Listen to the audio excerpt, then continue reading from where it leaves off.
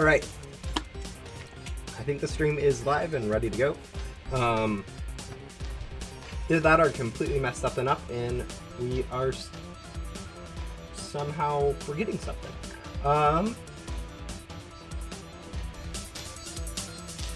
Yeah, everything's looking alright. Alright, so today we're going to be going ahead and continuing on our hunt mode. I know this is not quite the usual time for this stream. I usually do these streams on Mondays, but today is Tuesday. That was actually because yesterday I was actually building a gingerbread house. Actually, it's a sugar cookie house, but you know, it's a lot easier to explain it as a gingerbread house. But yeah, spending some time family stuff, so had to go ahead and delay it because of that. It does look like the stream is, or my computer is lagging a lot right now, so sorry about that. Our nice 1 FPS on Roblox. My goodness, am I forgetting something? Let me go check really quick. I should have restarted my PC yesterday when it was also lagging.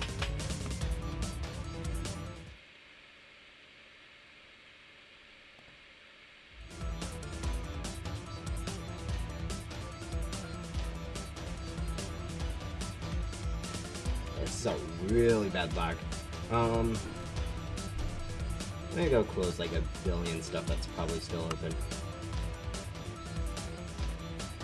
Roblox, I need you. I don't need you. Yeah, this is really bad for me. I don't know what this is. OBS. Chrome.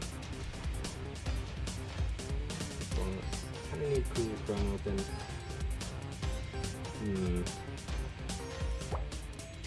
Alright. Don't need Steam open. I don't need you open.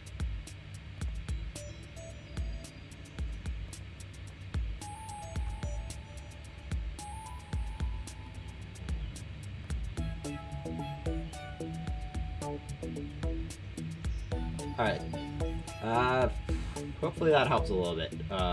But yeah, it might just be a laggy stream for whatever reason. Yeah, that was my computer for anyone wondering why I was so laggy. Hopefully, and stopping a few tasks will help that. But I have a feeling it will just be a laggy stream until I restart my PC. You know, that's kind of just how computers work. They end up overusing resources. But anyways, I left off last episode last week with finishing up Jesse and Rose in the Wild West. Today in this stream, or before this stream, I went ahead and unlocked the next antenna level to have access to beach. And in the beach, we're going to go ahead and do both Ghost Hunter Finsley and Ghost Hunter Ella at the same time. And hopefully get both those two done, and then also get through Blaze and Ikari in the volcano. And we'll also be at the same time going ahead and actually, yeah, I did also grab a single dino loot bag before this, so we'll go ahead and use that. We actually got a board. That's kind of cool.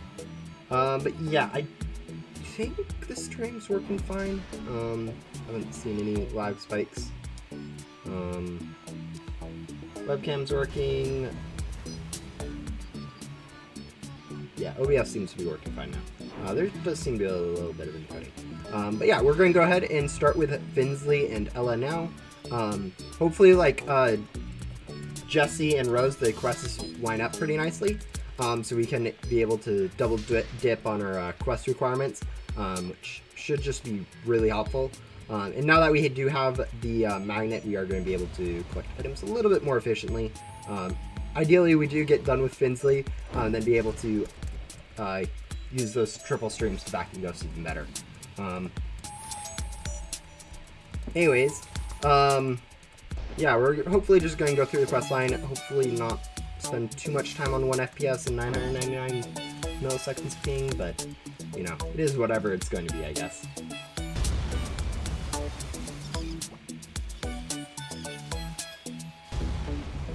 Oh, that might be what happened. Let me check my settings really quick to see if my, OBS decided to switch OBS settings for the,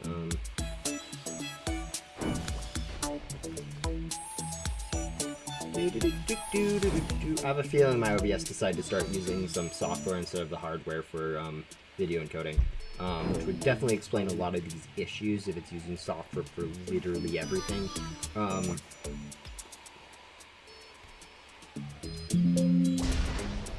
Yes, I'm aware you're lagging OBS. Alright. I think it's output. Hardware. No, we're using hardware.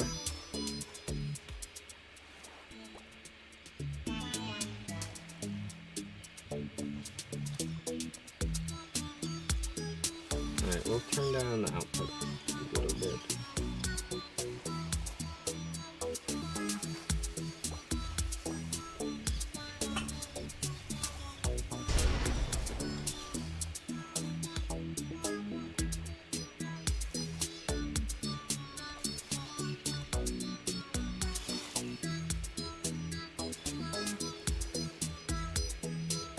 Yeah, I have no idea why today's stream's so much more laggier than usual. My goodness. Anyways, I turned down the bitrate on the video a little bit. Hopefully that helps. And if not, oh well. But yeah, it looks like with these two quests, we should be able to actually pretty easily do them both at the same time.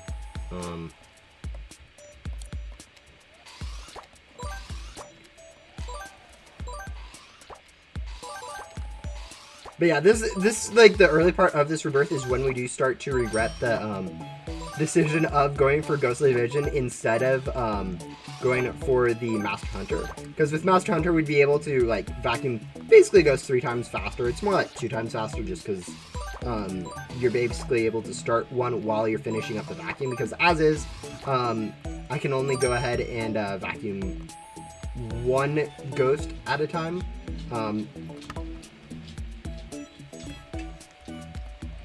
I might have to go let my puppy out really quick because she just came wandering into my room. Of course, she couldn't do this like, you know, 5 minutes ago before I started the stream. Could you, puppy? Actually, you guys can probably see her in the background right now. Yeah. Alright, fine. Alright, quick pause. I need to go let my puppy out.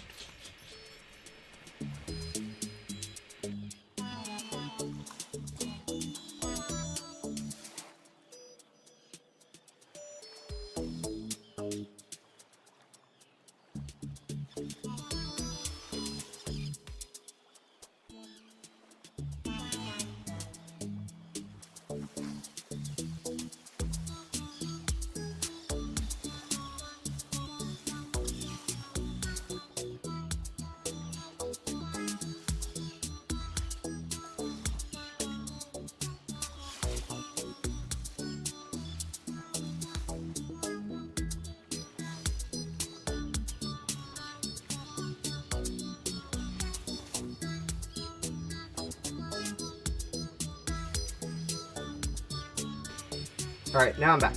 Hopefully that is all the distractions for this stream.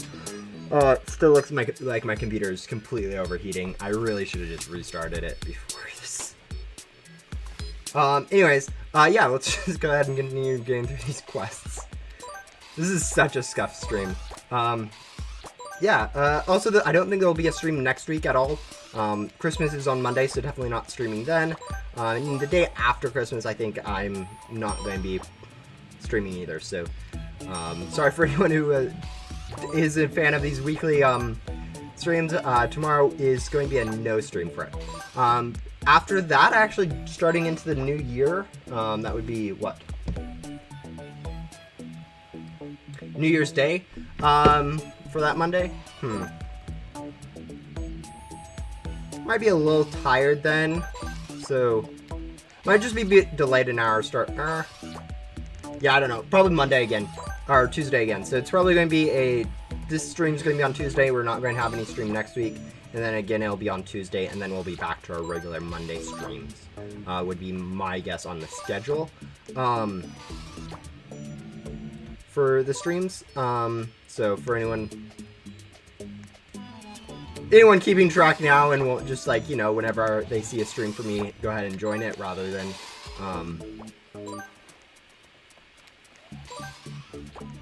actually staying scheduled, but yeah, that is going to be a plan. Hello Bissell, hello Resi, hello Deadball. Yeah, Christmas is actually really close. It's actually kind of exciting. I mean, for me, it's all been kind of one vacation since I finished school. But yeah, this I don't know. This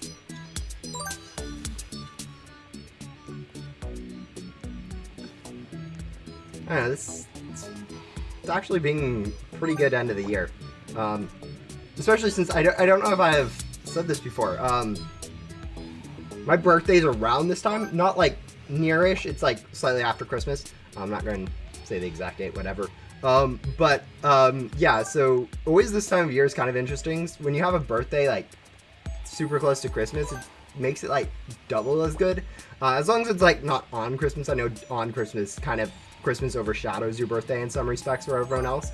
But yeah, having a birthday around the same time makes it a little bit not like super matters, but I don't know, definitely as a kid it was like, oh yeah, that's a really good time of year. But yeah, especially being done with school for now, it's definitely, the vacation is definitely appreciated. Not quite as much as like when you're in school and you're like, oh yes, I get 2 weeks off of school or whatever. But yeah, done with the first part of Ella and Finsley. At this rate, 5 minutes per quest or so, we should be done with all these quests in an hour. We have what, 19 and 21? And yeah, most of these quests actually line up really well. We noticed with Rose and Rose and Jesse that their quests were pretty much the same entirely through it. So there was not that much difficulty in it. It looks like it's going to be a very similar story with Ella and Finsley, where Ella is just going to be like 50% more ghost or whatever than Finsley, meaning that basically I just do Ella's quest and I get Finsley's quest for free. Which is actually a pretty good deal if you ask me. It is kind of interesting though that like after your rebirth, the quests aren't that much more difficult. Like it's probably easier doing Ella's quest than doing Finsley's the first time because of my pet stats that I have from rebirthing. And Gum. Hello, Lechuga. My birthday's in July, which I like as it's the furthest away from all other holidays, which I like. Yeah, I understand that feeling too. The problem with having your birthday in the winter is that you usually like you get winter clothing or whatever. You get seasonal clothing for when you have a birthday or whatever. So those people in summer probably don't notice as much, but like for like Christmas, you'll more likely you're going to get like short sleeves or shorts or whatever. You're going to get like jeans or whatever. I mean, obviously some people are going to be better at that than others. With it being in the winter, you're going to get a lot of winter clothing, and not as much like shorts or whatever. So I think for the longest time I had like 3 pairs of shorts or whatever. It was like, and I mean, I don't really wear shorts. I usually wear jeans even if it's a warmer day, just, you know, I like the comfort more, but yeah. Oh yeah, I usually don't talk when I'm streaming or whatever, or even when I'm not streaming. I don't know. I don't like talking in Roblox that much. Like, if someone says hi, I generally will say hi back if I see it, but usually I have chat closed, even when I'm playing off stream or whatever. It just, I don't know, I'm not very responsive in game sometimes. And if I'm ignoring you, it's not personal, it's just, that's kind of how I act on servers. Anyways, we're done with this part of this quest, so we'll go ahead and grab the business ghost and the worker ghost.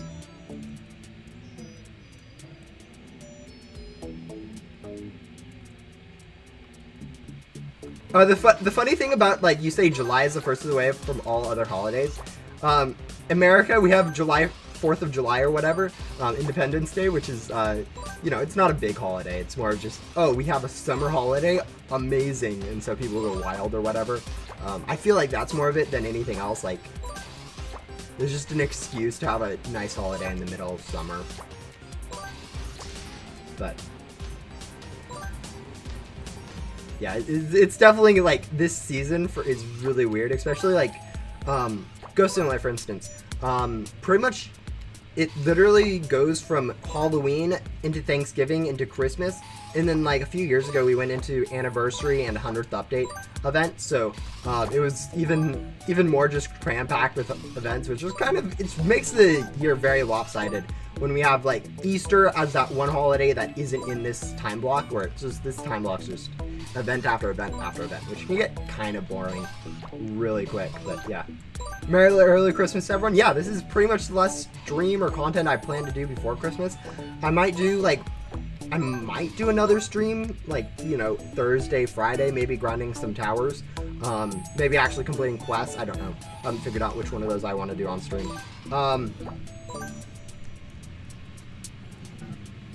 I mean, I guess I would have to go complete the quest before I actually do streaming on the towers, because it's kind of a pain to do that without. Don't ask. Alright, yeah, turning down that bitrate helped a little bit. I think it is still going to be a little bit laggy, but, you know, you guys are used to lag. You guys watch my channel enough. You probably are aware that I don't get better than, like, 30 FPS on any content I do.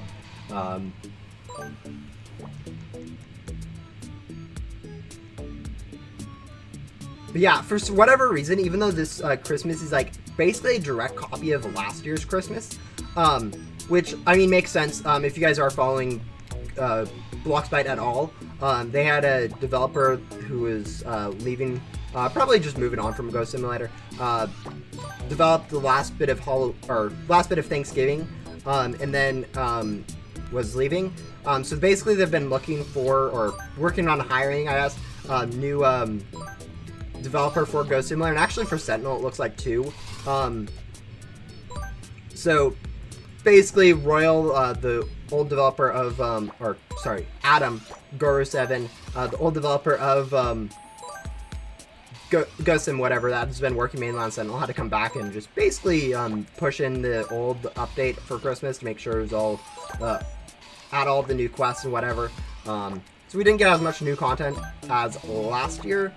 Or it was pretty much all exactly copied, but even despite it being like an exact copy of last year, I feel like it's better than last year somehow. People like enjoy it more for whatever reason. Did we complete Ella's quest? No, we haven't. We need to go a few more business ghosts. But yeah, I met a developer yesterday. Yeah, where did you come from? Yeah, this is my cat Jazzy. She likes to join streams every once in a while. Yeah, developers every once in a while join in game. They're actually, I mean, they're involved with the community at least, ish. I mean, Jesse, you're in the way.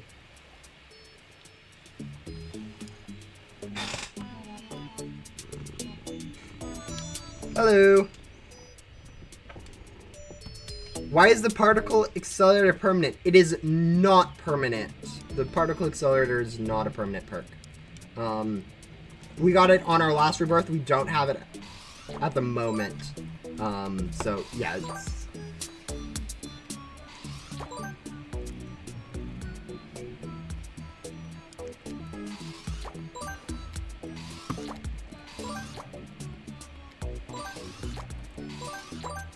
laughs and stand asleep.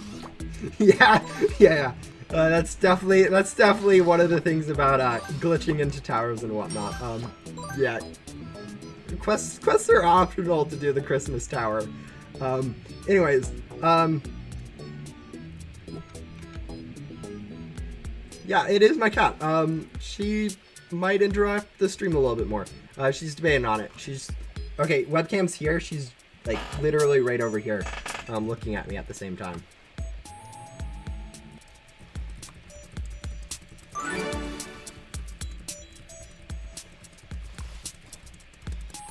Yeah, the interesting thing about this, I think this is going faster, even with the addition of the second arc quest, than our first time through main hub.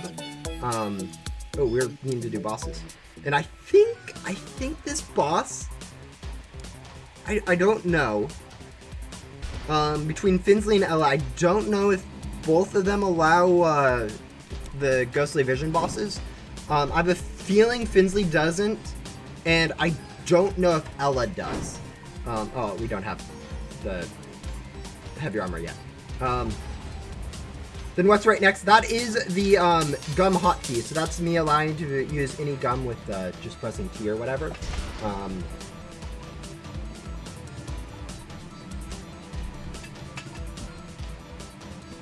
So yeah, it's not actually not the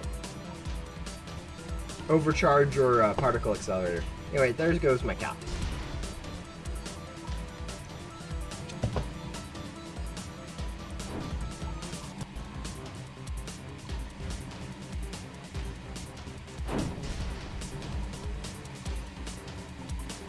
I actually haven't, like, I don't know what it was about this year, but this Halloween and Thanksgiving, whatever, I didn't really feel like grinding the events. Like, normally I do streams and whatever where I grind for some of the mythicals or some of the other stuff from the events. I don't know. This year it felt like I didn't really feel like grinding any of the stuff, so I didn't. I did do a little bit for Halloween. I grinded one of the 250s that I gave away in my Discord server. Then I also grinded up a little bit more just to complete some of the crafting recipes. But yeah.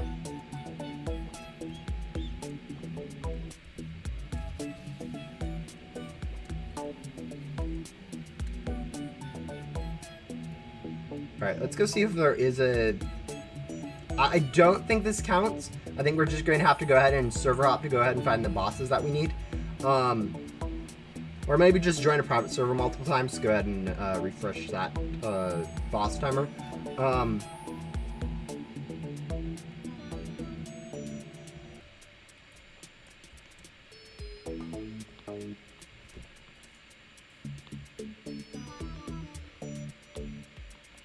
Yeah, there we go.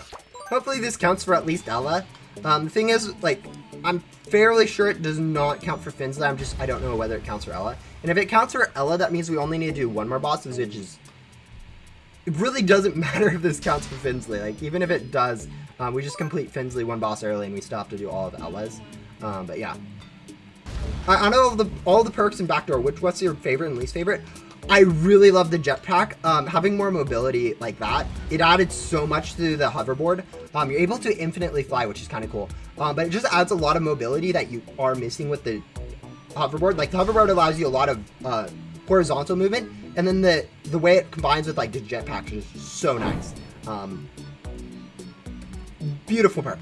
The worst is obviously going to be the particle accelerator. It just adds 0 things to the game. I don't even have good ideas on how to buff the particle accelerator. Like, for some of the things, it's kind of easy. Like, oh, how do I buff boosted gum? Oh, you make it better. For the, like, you increase multi, you add a few perks to some of the stuff. It's pretty easy to figure out how to make some of those better. For the particle accelerator, for instance, I have no idea what a good way to improve it would be. Like, when you mentioned it earlier, I was realizing that you might be able to like completely remove the cooldown from ghosts. Like, instead of right now where like you start vacuuming a ghost, and then you're done vacuuming it and you have a little bit of cooldown before you can actually click on a new ghost. Maybe if it removed that or shortened that or something, make it a little bit more useful for at least like less streams. But even then, I think once you get like 3 streams, you already basically have that with the stuff. So I don't know. Where I feel like that would make it both, if you're vacuuming ghosts slowly, they'll make it better because you're able to vacuum ghosts faster. And then also go ahead and, if you're vacuuming ghosts instantly, make that faster too. But yeah.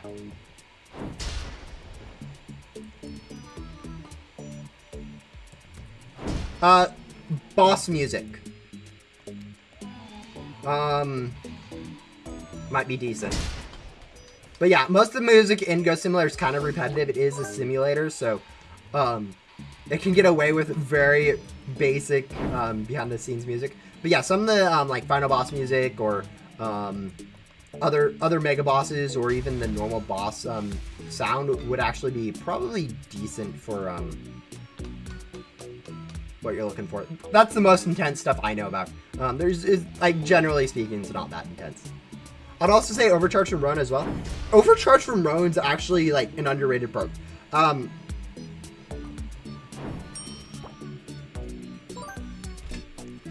Like, it allows you to go ahead and get Lucky Cats before, which is kind of an unintended feature, so it shouldn't really count. But it actually allows you to grind very efficiently. Oh, and that counted as a boss for Finsley. That's nice. But yeah, it allows you to grind more efficiently in Backdoor. I feel like it could be better if it was usable in Overworlds. I understand why it wasn't. It was kind of like, oh, you're blowing up. You're only really... You aren't, like, going to be collecting stuff from the ghost. You're kind of just... I don't know. It's like if you... it kind of makes sense when you think about it. It's hard to describe exactly why it works that way. Anyways, we're going to go ahead and teleport, or I guess go switch servers really quick to hopefully go ahead and find a, oh, look at that, 0 FPS and 999 ping. Beautiful. Oh yeah, most of this stuff is already uploaded to YouTube. I don't know if Geometry Dash does allow you to do that. Does allow YouTube videos as music. I know Beastlick also has uploaded some specifics of the stuff, like officially. I think even maybe on Spotify. But yeah. What about perks from Ghost World? There is 4 perks, I guess, with the Photon Blaster from Ghost World. Out of all of those, I think the worst is actually Shelly's. Like, 1 additional pet slot seems really nice until you actually, like, do the math and realize, like, you know, it's at best a 33% increase. At worst, less than 20%. Oh, did we join the same server? I think so.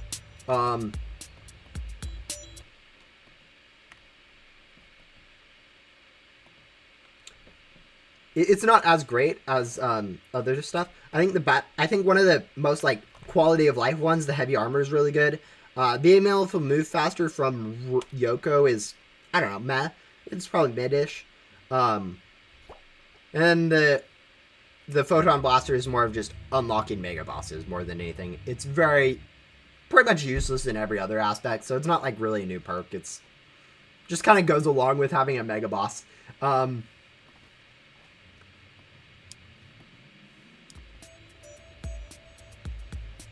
Anyways, yeah, I think we're in the same server. So we'll go ahead and wait for this erase event and then just go ahead and event bait, maybe. Actually, double check, make sure there aren't any, like, Dino Kings anywhere. But yeah.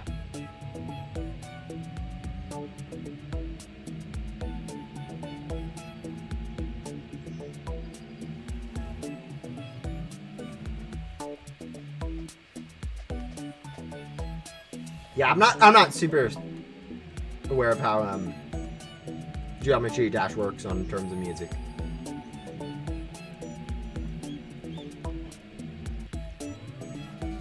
When will I do another perk tier list?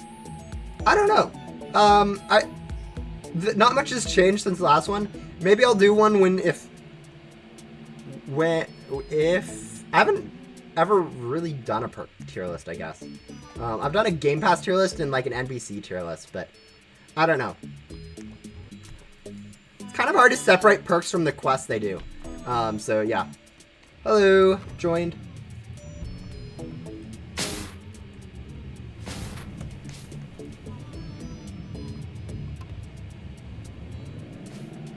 Yeah, we're just kind of doing the race because it needs to get over with anyways. But yeah, once we're done with this, we'll go ahead and vent bait for the next boss, and then we'll be done with that quest for these.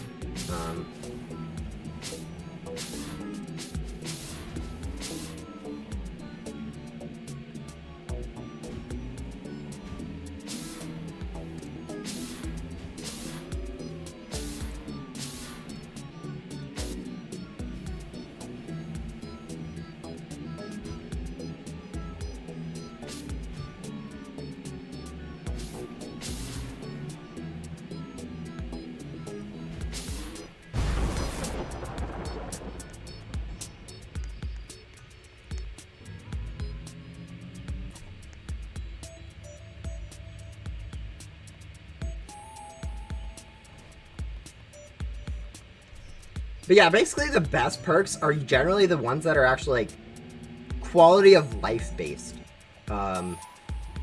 Like, quality of life as in it only really improves how you play the game. So, like, jetpack, it doesn't actually add too much, but the extra mobility is just really nice for movement around. Additional streams, that is actually helpful. like, not really a quality of life, but it's a pretty good perk. Hoverboard is more of a quality of life. It allows you to move faster. Magnetism, quality of life. It allows you to collect stuff. This is kind of an additional, but like just stuff that makes the game experience feel better is just generally better than something that I guess we can go ahead and do Finsley's turns in this quest. We are going to be doing the next boss really quick, but yeah. Unboxing Inferno. Yeah, it's actually kind of nice to be able to get your first class fight. I know I'd spent a while without a class fight myself, and then finally being able to unbox my first is kind of exciting. I know most of the classifieds you get aren't actually that useful, which, you know, is kind of a good thing, but also kind of a bad thing. I don't know. A lot of classifieds get, like, really broken in stat. Ooh, quadcopter, that one's new. Really fast. And yes, we're just going to go ahead and open all of these. I don't feel like saving them. Let's go ahead. Event bait.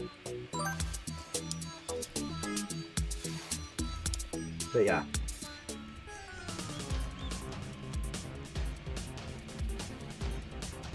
Yeah, that's the thing. I actually was debating on, I need to do, like, 12 more rebirths on my main account. Like, at some point, I just want to get up to 17 Remnant Tycoons. But, like, looking ahead, I don't know when I will actually do that. Like, during the Christmas, like, the second the events rolled around with Halloween and Christmas or whatever, Thanksgiving, I felt no reason to actually rebirth. So, I'm both not playing the events and not rebirthing. It's really hard to get back into that rhythm of actually doing rebirths because just being maxed out is so nice. Man, I kind of wish pet progression was a little bit better.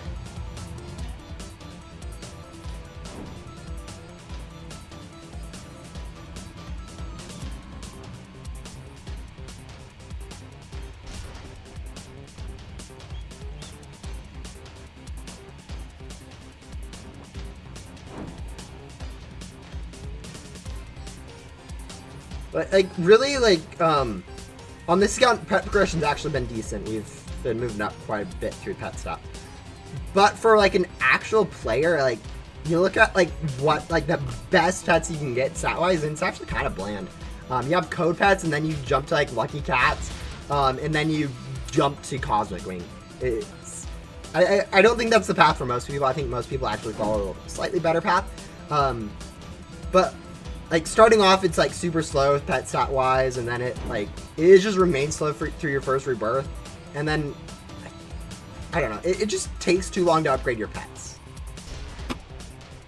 Or it feels like it takes too long or whatever. I don't know if there's a good balance there, but, I don't know. So, something that could be addressed. I don't think it's as easy as I'm thinking it is, though, too. Like, I'm thinking it's like, oh yeah, you just increase pet stats everywhere. Not quite.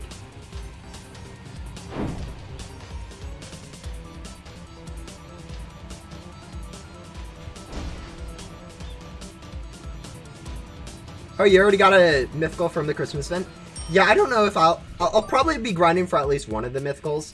I just don't know if I'll be getting more than that.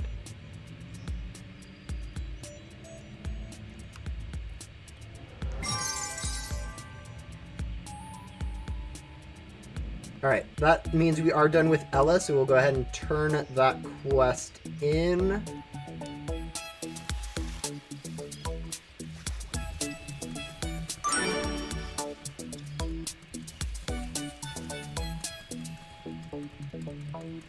The unfortunate thing about this is that one of these quests, even though they look like the same exact quest, I do believe Ella's quest does actually take our items, so it requires us to have the additional items. I believe so. I'm not 100% sure. So it does look like we only need to get like 100 more doubloons, but we actually need to get another 250 for Ella's part of the quest. But we'll see. I'm not 100% sure if they ever actually changed that quest around. I know at one point some of the quests worked like that and some of them didn't. But we'll see. Oh, are you talking about on this count? Yeah, I think our next progression point for stats is either skipping straight over, either going up to Dino King in stats or whatever, any of those Ghostly Vision bosses, which would actually take a little bit of grinding. I mean, I don't think I'm going to specifically grind for any of those, just if we get them along the way. Which, if you look at how much we got for the other normal mini pets, we actually aren't going to actually get any of them. So, and then I think after that, the next progression point is going to be the Godly and Remnant Zone, I think, stat-wise. Actually, no, that's going to be the same stats as what we're currently running with the pets from these quests. So, yeah. There isn't really any good progression stat pet at this point for us. It would be, I mean, in an ideal playthrough, you just kind of would have done this before your rebirth, is go ahead and get the Lucky Cats. But since, like, this count, that would be kind of cheesy for, like, what we're doing. Actually, speaking of that, I should add another wall at some point. Anyways, it did feel a little cheesy on this count, and I don't think it's worth our time to be grinding specifically for Dino Kings. Or any of the other Ghostly Vision mythicals. Yeah, I know what you mean. Going on a vacation is, like, really nice. It's like, you get to be out, about doing something different. It's just relaxing. But once you get home, like, there's something, you always miss something about home. It's like what you're used to, what you're able to do a lot more of what you want to do and what you're comfortable with, whether that's like play video games or just sleep in your own bed or whatever. A lot of things about being home. You don't need to be as worried about stuff. Anyways, that should allow us to go ahead and complete at least Finsley's part. Again, I don't know if Ella's will like uncomplete because of the item part. Nope. Okay, that's cool. That's cool. I know at some point one of the quests, actually, even if you have the antenna upgrade, even though the way those upgrade works, generally it auto-completes the rest of the quest, it would go ahead. I don't know if that was just Remnant Zone or if it actually applied to some of these quests too. But yeah. Get Divines. I don't think we're going to be getting Divines on this account. I think I'd skip straight over to Cosmic Wings if that was the case.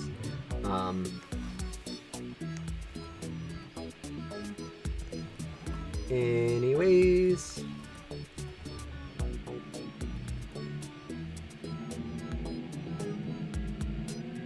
We're going to go ahead and grab Finsley's sword, and then we're going to go try to figure out where this egg is, because it's been way too long.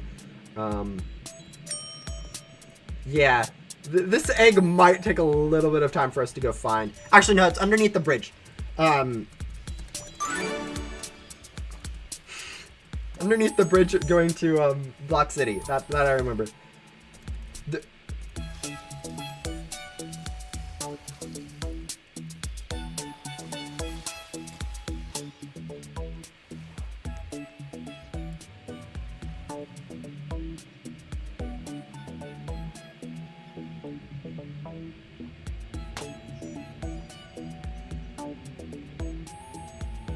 Anyways, yep, that was her quest line. Yeah, I don't know how I remembered that was where it was. Like, all these quests I've literally done once on my main account, or maybe twice. Maybe twice on my main account, but it's been so long since then that I would have thought I would have forgotten where all those find items are. Anyways, we are going to go ahead and just, I think, do Finsley at the moment, because I think the next quest of Finsley will have us going and grabbing some of these quests that Ella's asking for. I think.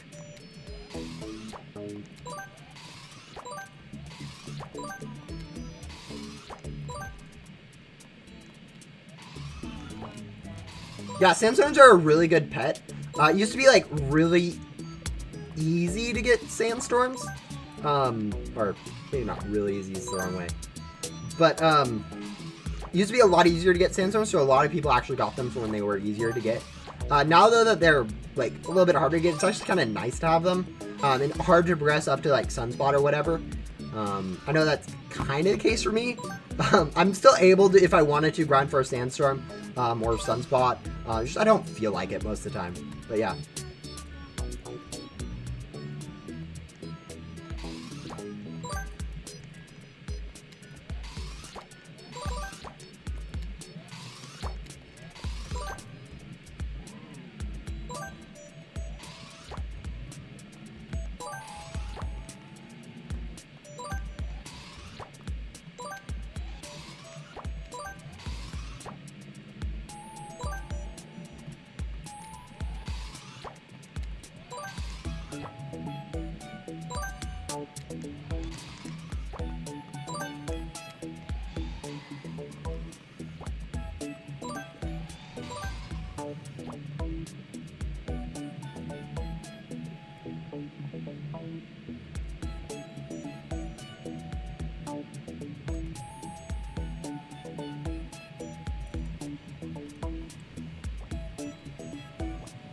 I love playing at 1 FPS, to be honest. Like, you know, who doesn't enjoy this movement? Alright, I guess we're hopping over into a private server. I can't move fast enough to compete for ghosts at this point, so if there's someone else in the same area as me, I just need to hop over to a private server. Yeah, I know what you mean. I think the motivation is definitely gone for a lot of stuff. Honestly, I don't know. I feel like endgame progression is a little too fast. Like, it's almost too easy to get a sunspot, so no one actually goes and gets sunspots. Or same thing with like sandstorms. And it might be because they have too much stats, so they just snowball too hard. Because like, for most people, it's actually a little bit too difficult to get some of those stuff. I don't know. It's just a bit imbalanced for a lot of things, for progression. And I don't know. I don't think there's a really good way to fix that. I do feel like making endgame progression a little bit more difficult would be kind of cool. I don't know exactly the best way to do that, but yeah. And I mean, nerfing stats isn't really a good idea for anyone, just because like people are going to complain no matter what. Even if it's better for the game, whatever, it would not go over nicely to nerf people's like classified pets or whatever.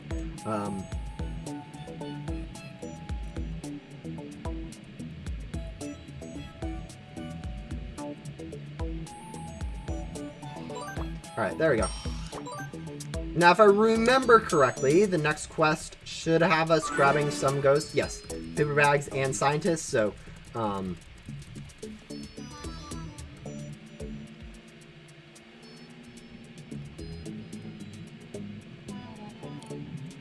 so we should be able to double dip on that quest. The one thing I have noticed is that like Ella is longer than Finsley, and we are ahead on Finsley's quest than Ella's quest. I can't remember exactly why that is. I know for Morgan it was because we had a few bosses at the end, but then for Rose, Rose was slightly less quests than Jessie was, so I'm not sure exactly where the extra quests are, if it's like additional bosses that we have to do at the end. I think that might be the case for Ella, but I'm not 100% sure. Yeah, I know what you mean. I don't know. It definitely feels a little bit like I could go. I'm not quite at the 6 minutes you are, but I'm at that point where it's not super rewarding for me to go upgrade my pet stats to sunspots. So I'm literally chilling with 3 sandstorms, 2 dev classifieds, and a divine at this point because I gave away I traded away my cosmic wing. So no longer a full classified team, and I can't be bothered to upgrade it. And I mean, upgrading it now would be ideal because then I can go get the pet levels I need for leveling them up over Halloweens or the events or whatever. But I don't know.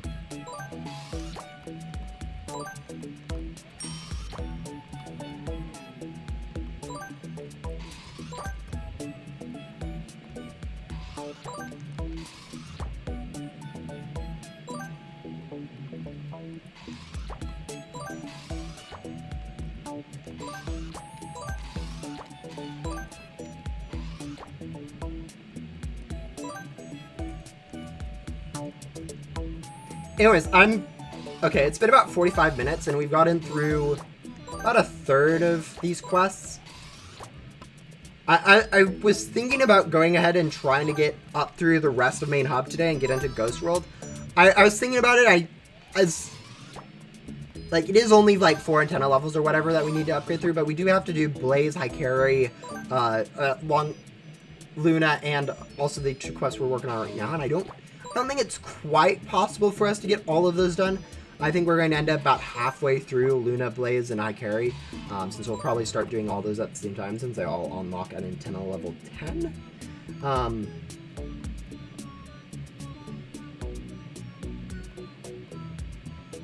Yeah, and there's not really anything else we need to... So it's just kind of how long those quests are. I know Blaze and Luna were the longest part of their quest. We're upgrading our vacuum and pack, which is pretty much a non-factor at this point for us because of our pet stats that we have from before we were birthed. But yeah.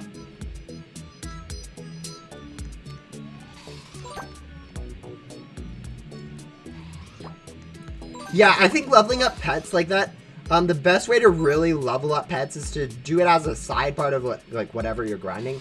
So instead of just grinding for pet levels or whatever specifically, grind either reverse or whatever with that pet in your team, and you'll get the level up while you're working on other rewards, and then you won't even really notice the time that you're spending on it.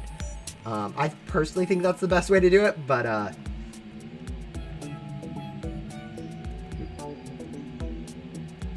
you know, so sometimes you do just need to level up a pet, or you want to level up a pet. I guess you never really need to level up pets. But it definitely can get annoying if you are only specifically worrying about leveling up pets, because it definitely feels like you go nowhere most of the time.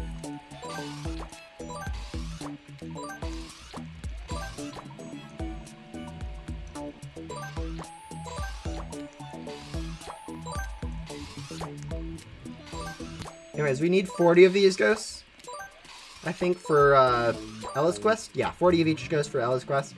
So it's kind of just a side benefit that we're getting the Finsley's quest done with.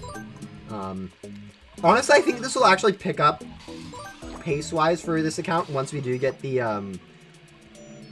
multi-streams from Finsley. I think that's actually a pretty good progression point. Like, it doesn't feel like a good perk. I know when I was first playing the game, I literally said at some point to someone, oh, multiple streams is just kind of useless because you one-shot most ghosts anyways. Which on our first time through we weren't doing. And this now that we are doing it, like, I played the game enough to realize that having multiple streams, there's a cooldown time between vacuuming ghosts. So, like, actually being able to vacuum multiple ghosts at a time, even if you are one-shotting, is actually, like, super helpful.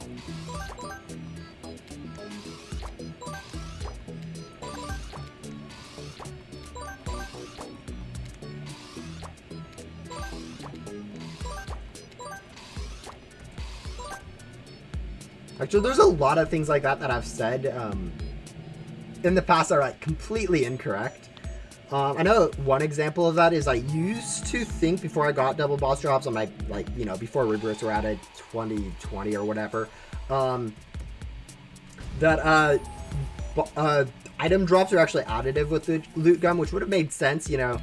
It is kind of broken the way it works right now, but that is definitely not the case. It is definitely multiplicative. You know, there's a lot of things that I thought worked in Ghost Simulator that doesn't work how it's supposed to. I mean, I'm generally aware of how stuff works now. I think it was a little bit different back then when, like, really no one really knew what was going on in the game. But yeah. What do you need to do for Grand's last quest? You need to convert 100 gums in a gum machine, so items to 100 gum. It's not that hard of a quest line. It's actually easier than all the other quest lines, in my opinion, other than, like, maybe chew 3 gums. Anything easier than chewing 3 gums. But yeah, it's not that difficult of quest line. You're pretty much able to do it even if you have converted all your items, whatever, right before you have 0 items. It's like a 4-minute quest, grinding ghosts in the ice cave.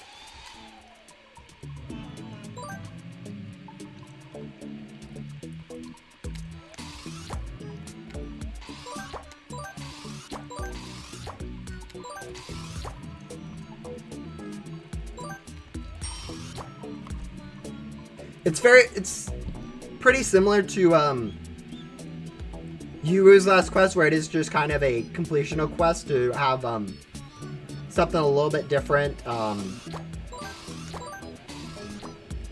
finalizing the quest.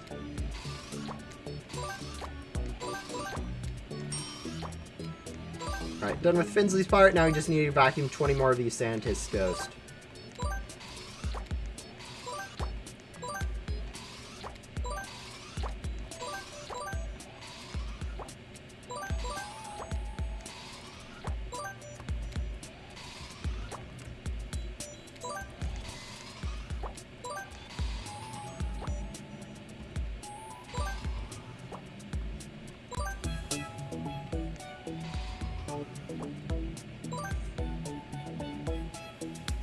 But yeah, gum hotkey is definitely worth it. I know some people are like, Grand's quest is super annoying, having to use 100 gums. The thing is, if you're playing the game and not just using 100 gums, it's actually not that long to do. Like just grinding through a rebirth or whatever, you're going to use like 30 at least per rebirth, if not more. And so you're pretty quickly able to go through a quest if you just like, you know, do other stuff. I mean, unless you're like grinding final boss, and then that would take a long time to use the gum. Like a lot of quests, it's beneficial to use stuff like loot gum, and then that loot gum you can convert the items that you get from stuff to go ahead and get more gum, and it just kind of snowballs getting gum and whatever. Anyways.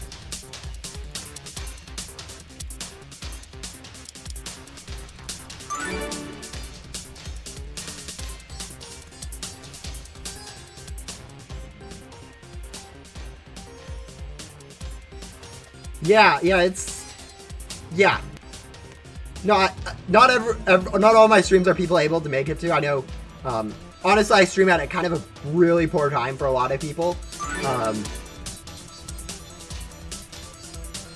You know, that's what it is.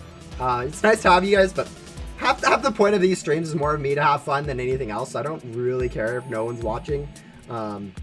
Like, the other half is to make sure anyone who does actually really love my content has something to watch, even if it's a super low quality stream, where we're lagging the entire time and I'm complaining about, the puzzles in Ghost Simulator or whatever. But, yeah.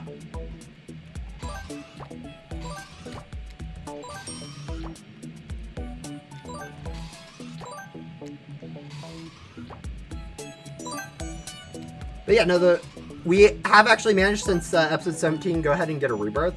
We finished up all of our indexes for pets and whatever, so we got all the void pets.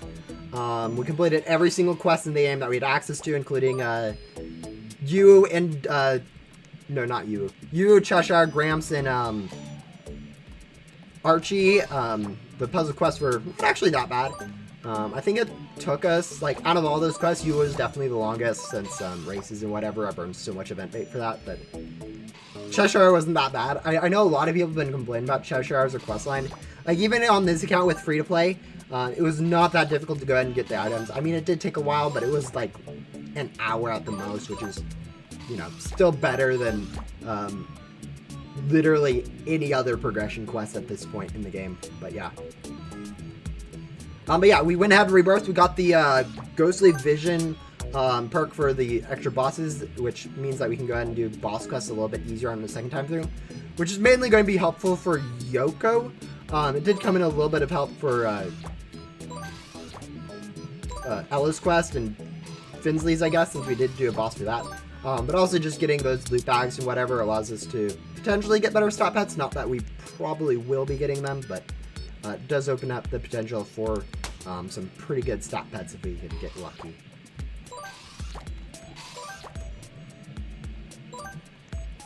And yeah, on our second time through, it's actually going by quicker, even though we do have the second art quest of Morgan, Ella, Rose. It's actually faster to progress to the main hub, but now that we've gone ahead and rebirthed, which is not really how it really should work.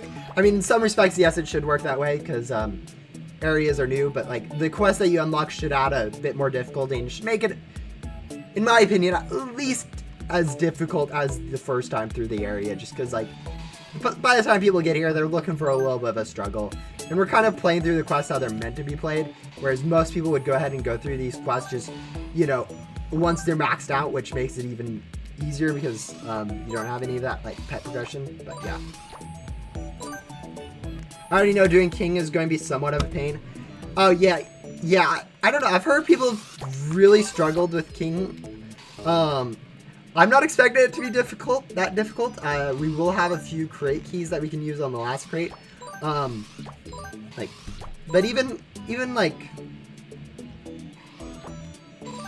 I know on my main account, I literally breezed through that quest in like 3 minutes. Like, the hard part of that quest. I think the leveling up, I mean, I took longer, but it wasn't that difficult to go ahead and get all the indexes for that. But I do realize 10 million crate costs is actually quite a bit for a lot of people. So, you know. Alright, there we are. We are able to go ahead and upgrade our antenna. We still do have Ella's quest that we do need to go ahead and complete in here. I don't know if I want to do that before or after. I guess we'll go ahead and see what Captain Finsley's next quest is.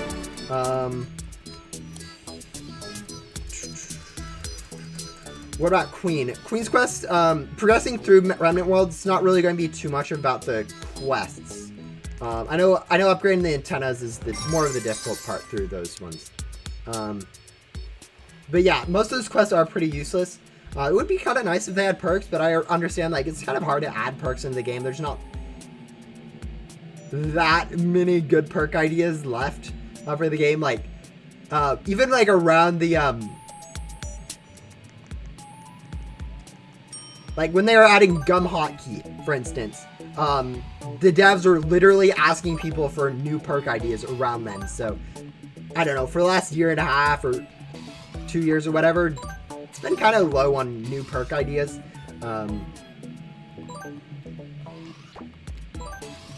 So, you know.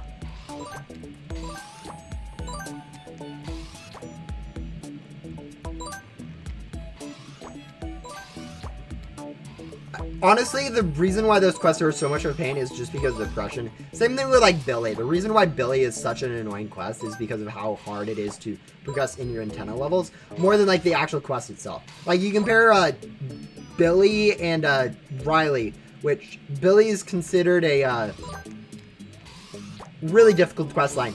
And other than their last quest, which Billy has you grab, like, 40 normal ghosts of each area and then 15 hard ghosts of each area, and whereas Riley only has you grab 8 rare ghosts. If you ignore that part of their questline, their questlines are pretty much identical. It's just the upgrade antenna is so much more difficult for Billy. Alright, we're going to be catching up Ella up to Finsley at this point, because I feel like at some point they're going to overlap and just allow us to go ahead and double dip on our quest progression. So even though we do have the level 10 area unlocked, actually I'm about to create it. No, we can't actually progress. That's part of the rules. Yeah, I guess it is technically part of the rules that we have to complete Ella before we can move on from where she requires us to go.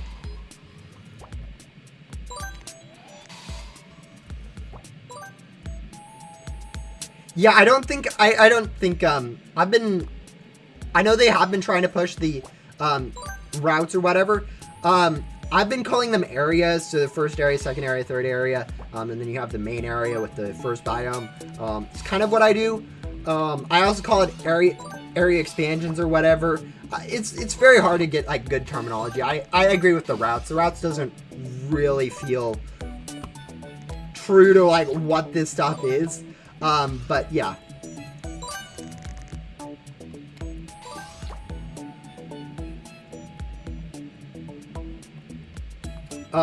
Like, even when they were, like, pushing out the routes, I was like, it doesn't really feel like the right terminology.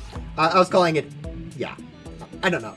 I feel like there's some better way to phrase it, but at the same time, I can't think of a better way to phrase it.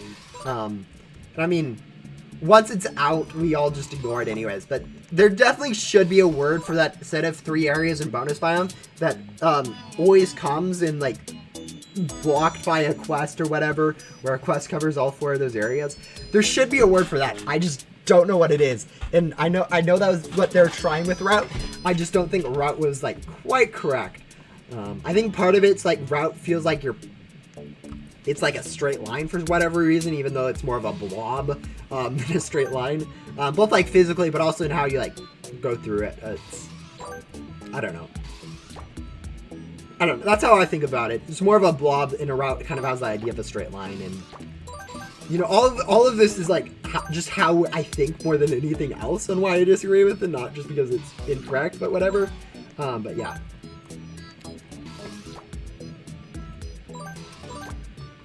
Yeah, the funny thing about Spades is, like, Spades is literally Billy, and even though he is a good quest line, because he does give a permanent perk unlike everything else in Remnant World, other than the Auto Shield Blaster.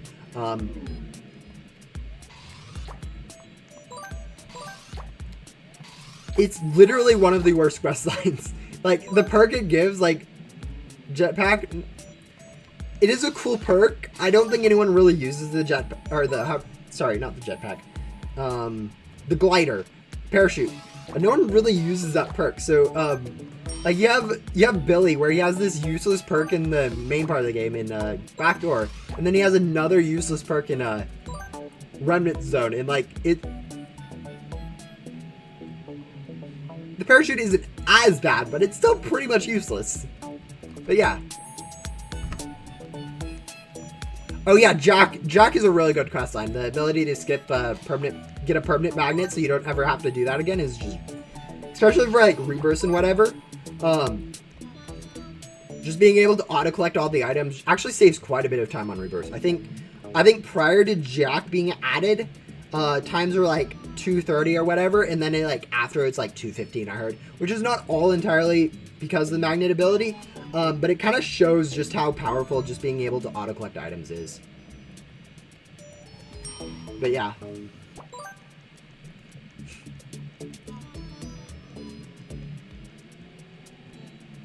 Yeah, we only use Space Perk in the Blox Fight XQ boss fight. Yeah. No, it's definitely one of those things where you really... I've been seeing people have also used it in the Headless Hollows fight, since it actually cancels out that traction beam from that.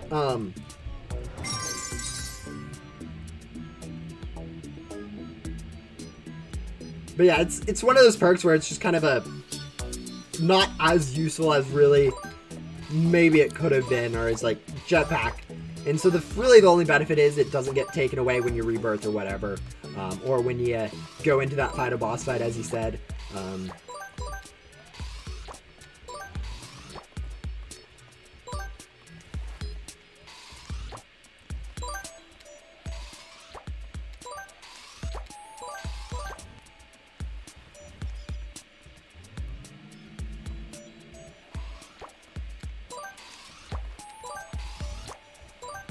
Just sort of there, yeah. There's really no reason to complain about a permanent perk is the thing. Like, as much as it is a useless perk, it's at least permanent, so like, if you don't like it, you don't have to do it again. But yeah.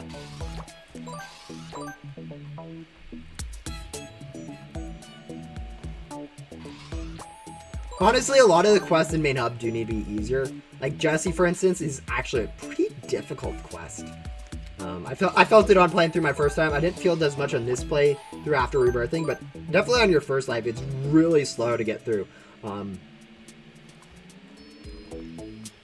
Probably getting changed soon though, so you know, not too much to complain about. Beggars can't be choosers. The funny thing is,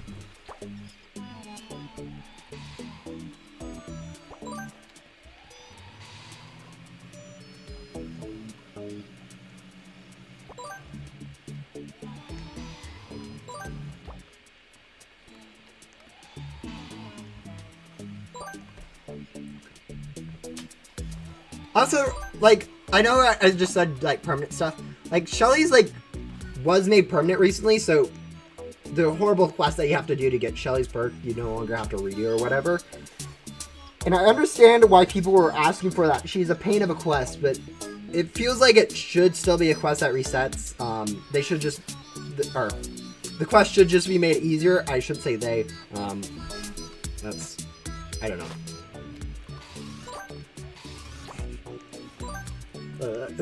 I don't know. It seems ruder to say they when referring to developers or whatever.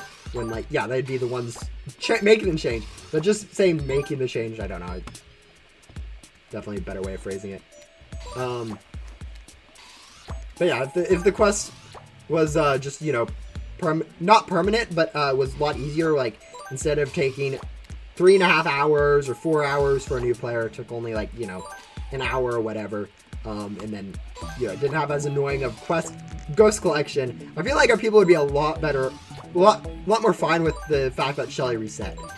I think a lot of, like, quests should be made permanent perks has a lot more to do with the current quest just being kind of way too long than anything else.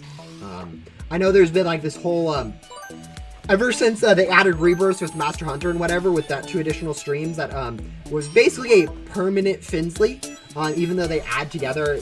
That's kind of how people treated it and how it was talked about. Yeah, look how ridiculous of a quest this is for Ella. Anyways, because of how that's been talked about, people are like, oh, let's have a permanent pet slot and a permanent magnetism and a permanent heavy armor and a permanent board overcharger. Literally because of because of the Master Hunter, everyone's like, oh, let's have all these permanent perks. Or a weed. Interesting question. I would probably still refer to them as a day. Oh, I don't know. I don't know. Well, depends. Yeah, it does depend on the context.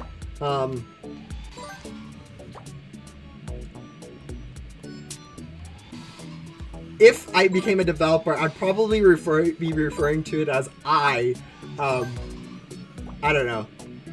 I should go do that or whatever in terms of changes. Or I need to go add that change. In terms of like the developers in the game though, like the developers, NPC, and the lore or whatever, I think it'd still be a they because that wouldn't include any like new developers. Like Royal, for instance, one of the longer-term developers for, or the long-term developer for Ghost Simulator for like the last 1.5 2 years maybe, never really got like added to the story of Ghost Simulator. There's a few NPCs of him. He has a read or whatever, as like an NPC of him. But he never really got officially recognized in the game. There's like one message from him, whatever, that like really, he has a few like pets too that commemorate him, but yeah. Shelly should have 23 quests. Yeah, it should be a lot less quests. Like, pretty much every quest before Backdoor is actually kind of just way too long. All need to be changed at some point, which, you know, might happen next year.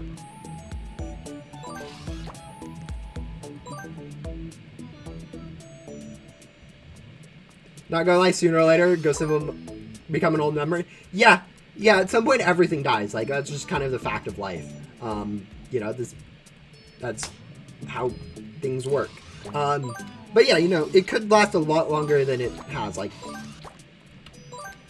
you know, people have been saying it's dying. It has been kind of losing players for a while. But I don't think it would take that much to make Ghost Sim, like, actually decently popular. Maybe not 1,000 players, but like, you know, 200, 300 concurrents instead of 100.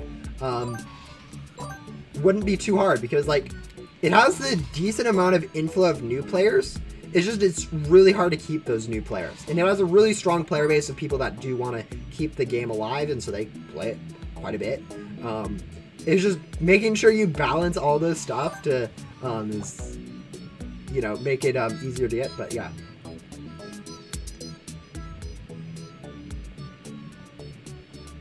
Mackie or Goro7 Adam.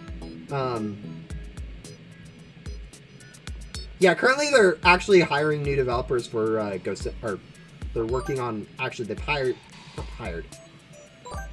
they've selected new developers, they said, and they're working on doing the hire process, which should probably be complete somewhere around early next year, just due to like Christmas, holidays, whatever.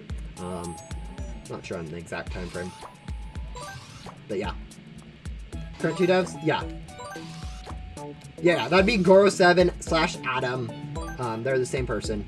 I know earlier I was having a conversation with someone, and they're like, yeah, Mackie Mod's the only developer that's currently actively developing the game from the start. And it's like, no, Goro7, or sorry, we said Adam. And they're like, no, but like from the beginning of the game, we're like, Adam. Like, no, but like of the original devs. And they're like, oh, Goro7 is Adam. And they're like, oh. And he's ambiguous reference there, but yeah. Yeah, Adam and Mackie are still currently developing. They are mainly working on Sentinel. They are technically developers for both, but I think their main focus is the new game they're pushing out to try to make that as good as possible. Since, you know, new games are generally more hype than old games, even though Sentinel actually has a lower play rates than Ghost Simulator, which is really weird. Kind of weird with Sentinel being so new. It is still an alpha. I feel like there is a bit of a progression issue in it, where you both progress too fast, and you don't feel like you're progressing at all. So like you have everything, and you aren't getting anything, is what it feels like. Came back to this game after long, trying to finish off Agent Blaze. Yeah, Agent Blaze is, I don't know. I've heard a lot of, I understand like why he's annoying. You have to server hop a lot. But like in all of the quests, he is kind of a remember where you've been quest line, so it's a nostalgia trip more than anything else. But yeah, I definitely feel like he does get a bit long, especially for new players who aren't like running through a game. Like he's one of those quests where you get bored of his quest and you set down the game. Is kind of the unfortunate truth of it. Ghost Simulator had like 4.7k or yeah, right when the beginning of this game, it actually had super high player rates, which is mostly due to the fact that Diddy and Joven, or no, that's the same person. Joven's CXZ. Dylan and Joven, the two of the original developers, were like big YouTubers and big in MM2, Murder Mystery 2. I should specify. I know MM2 sometimes is Mario Maker 2, and I only know it as Murder Mystery 2. But anyways, and so a lot of that player base came over. It got super popular because of them being decent YouTubers, not like, you know, 10,000, 100,000, I don't know exactly their subscriber count. But anyways, it became like a super popular game when it first came out, and for a while it was actually super popular, but it started teetering out. Yeah, 10k when it released. I think it got up to 100k at one point, just like right after release or whatever, for like an hour or whatever. But yeah.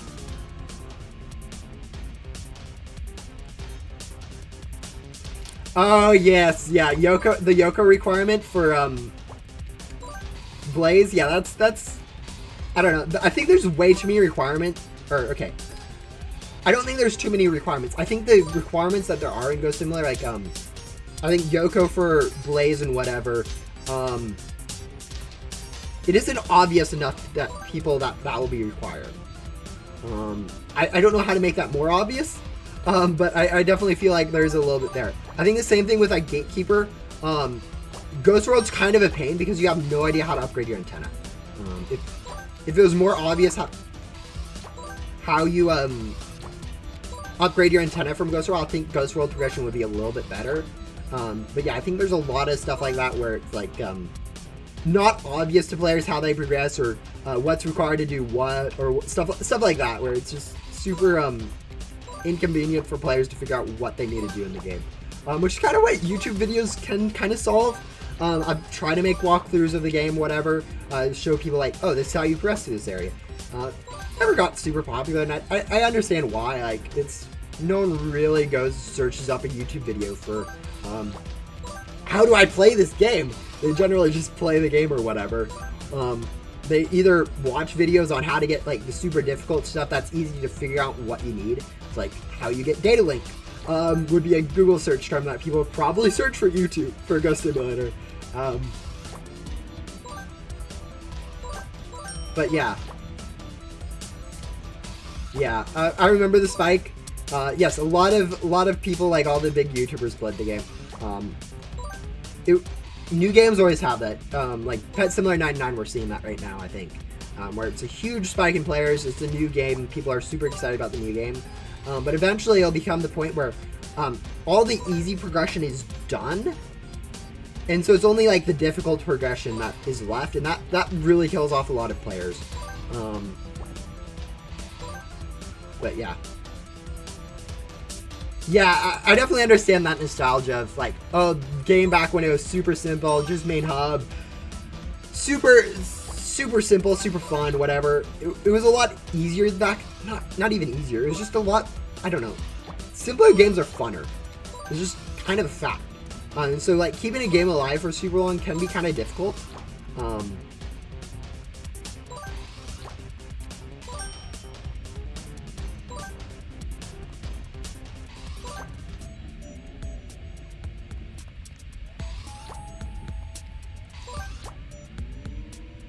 But yeah, back when it was definitely simpler. You had a lot less, a lot more thought out on the progression. Like, I think for a release, they probably spent year plus. I don't know the exact time frame of testing or whatever. But they spent a long time testing out, make sure the progression of main hub and whatever. And then after that, they started pushing out an update every week. They didn't have enough time really to test out all that game balancing or how players play through it all to make sure it actually felt nice. Same thing with Sentinel, really. Like, they announced Sentinel and then it came out really shortly afterwards, and we're currently in like alpha of it. So it's like the balance of it doesn't quite feel right for like progression and whatever. But yeah, she saw 20 seconds of like, yeah, that's mainly because of how much lag I had at the beginning of the stream. For whatever reason, when I started this stream, frame rate was like 0 for the longest time. It has improved since then, but yeah, it's definitely been pretty bad. Yeah, when you finish the game, you just make an alt and restart. Yeah, no, it was...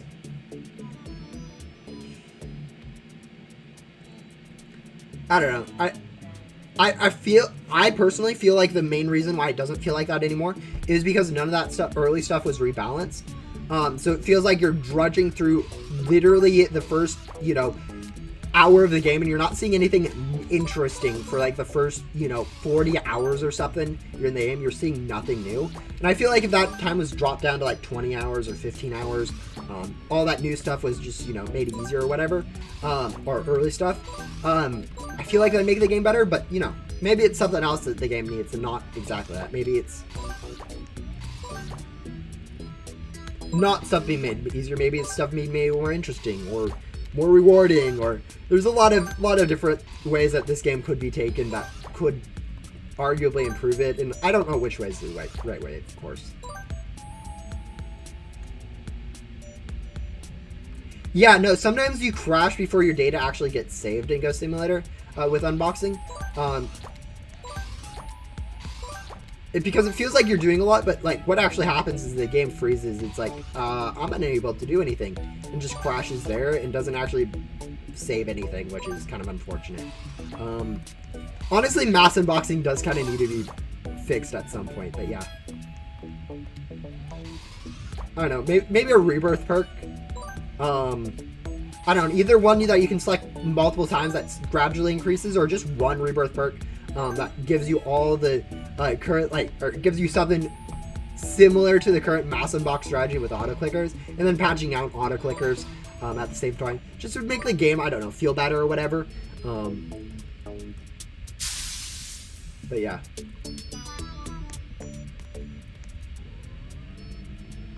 Yeah, teleporting for Agent Blaze is, once you get to that backdoor part, it definitely does feel pretty good.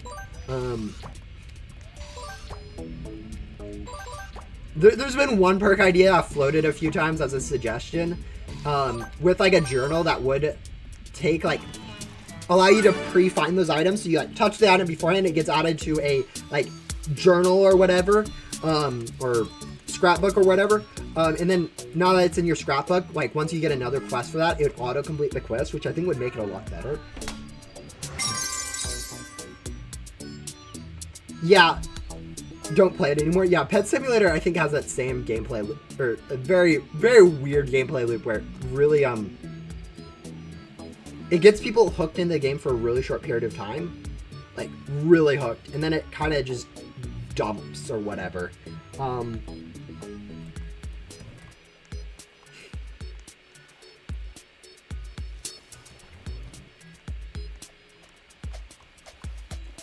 Why does that journal perk idea low-key sound useful?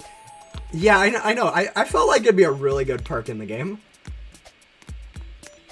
You know, maybe added to, like, I don't know, Queen's questline or something. Just something later in the game, like once you complete everything, being able to find items. But yeah.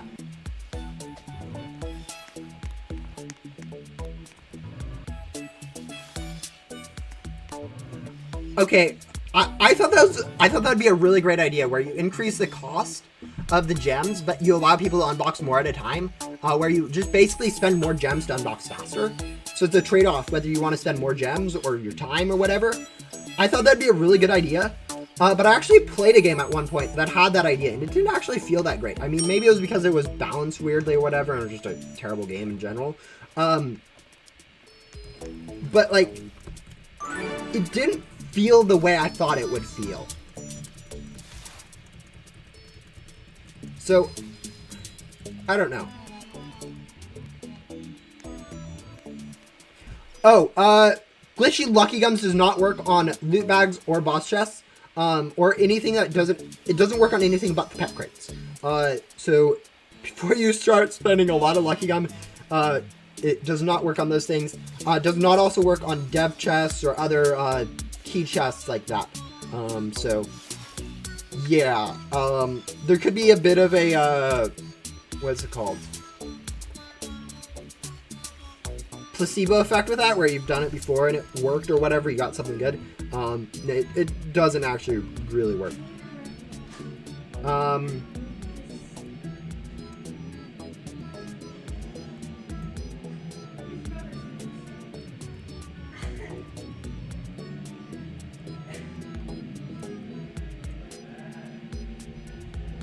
Yeah, since the people who have, what, 2 rebirths? Yeah. Basically, I think the journal, it would add a little bit of a, it would add a skill-based part to being able to skip some of those quests, because you'd have to remember where those quest lines are and, what you need to grab and remember to actually grab it. I feel like it would add something like that, which would just be, make it feel a lot nicer. And then also then remove the annoying part of it for anyone that is actually wanting to just, you know, go through a quest as fast as possible. And then it wouldn't actually hurt it, though, for any, like, new quests or whatever, because you wouldn't know what you need to find. I know sometimes you do find the find item before you find the NPC and whatever, and you just accidentally could touch it. But I still feel like if it was created fast enough, I think it would be kind of cool. I remember when falling out of Ghost World would teleport you back to Main Hub. Yeah, back when Ghost World and Main Hub were in this same world instead. It used to be the case where you're like, to grind gems, you'd be going and grinding ghosts in Ghost World and selling in Main Hub and converting in the converter in Volcano. It was actually a really interesting time. I definitely think the way they have it separated out now makes a lot of sense. Like, breaking it out so that each world has their own converters, bosses, whatever. Definitely makes it a lot more modular, a lot easier to balance the game. But I definitely understand why people missed that. That was definitely an interesting place in the game where it was all one world, all open exploration. It was all about, you know, figuring out the best way to grind or whatever. But yeah, I can't wait for the next class fight after Sunspot.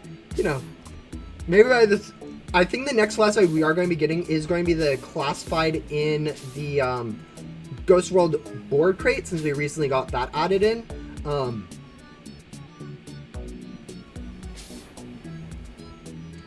But yeah, I don't think we're going to be getting a pet in the nearest future. You know, I could be wrong.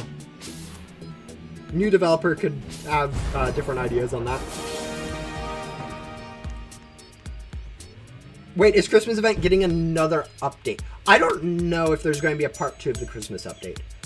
With them hiring new people, it could be that we just have it at part 1, what we currently have for 6 weeks. The event is going to be lasting 6 weeks. Dev has said that. It might be a little bit more. That's still up in the air, but it's going to be most likely 6 week long of an event. I don't know if we are going to get a part 2. I would guess with like Christmas, new hiring, all that stuff, that they're just going to call it quits on the update, leave what we have for the Christmas update, and just have it for the 6 weeks. And then once those 6 weeks are over, the new developer will be in, probably understand what's going on with the game and be able to take over updates from there. At which point we're probably going to end up getting a bit more new content, or a bit different content than usual in updates. But yeah.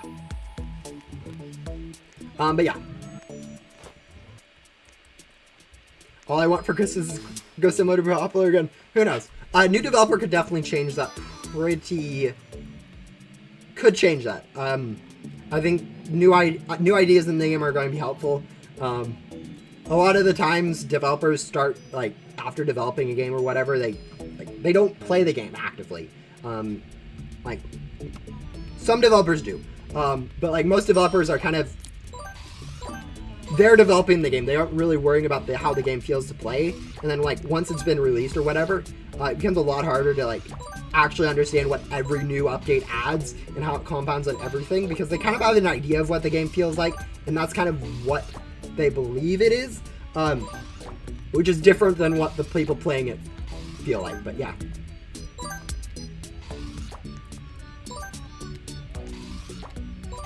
Speedrunners get a 10 level like 20 in like 2 hours and 30 minutes. People actually rebirth in less than 2.5 hours. It's actually insane how fast people rebirth. I think my vast rebirth time is like 3 hours and 30 minutes or whatever. But yeah, I definitely think there's a way too much of a desync between how fast it is to progress for free to play and pay to win. I understand why it needs to be that way. I think there does need to be a like exponential-ish growth in how you're able to progress. But I just feel like it's a bit too much for stuff. 2 hours, 30 minutes record numbers. Yeah. Then people like Deadpool have like a 2 hour, 3 minute or whatever rebirth time. That was their best time. 212. Okay, not 2.3. 212. But yeah, no, it's actually pretty ridiculous how fast people can rebirth. Yeah, I think taking your time is definitely better for most people. It makes sure you don't get burnt out. Allows you to actually be a little bit more efficient, actually. On every single rebirth I have done for a while, I'm grabbing Fern's questline, which is a questline like that only gives you crate keys. And the reason behind that is actually a pretty short questline. It's like 40 minutes to an hour of a questline, and you get 38 crate keys from it. So it's actually this really okay, wait. You're literally just grabbing random ghosts at this point. But it's a really effective questline because it'll save you time if you like just grabbing the crate keys will allow you to grind other stuff pretty efficiently. But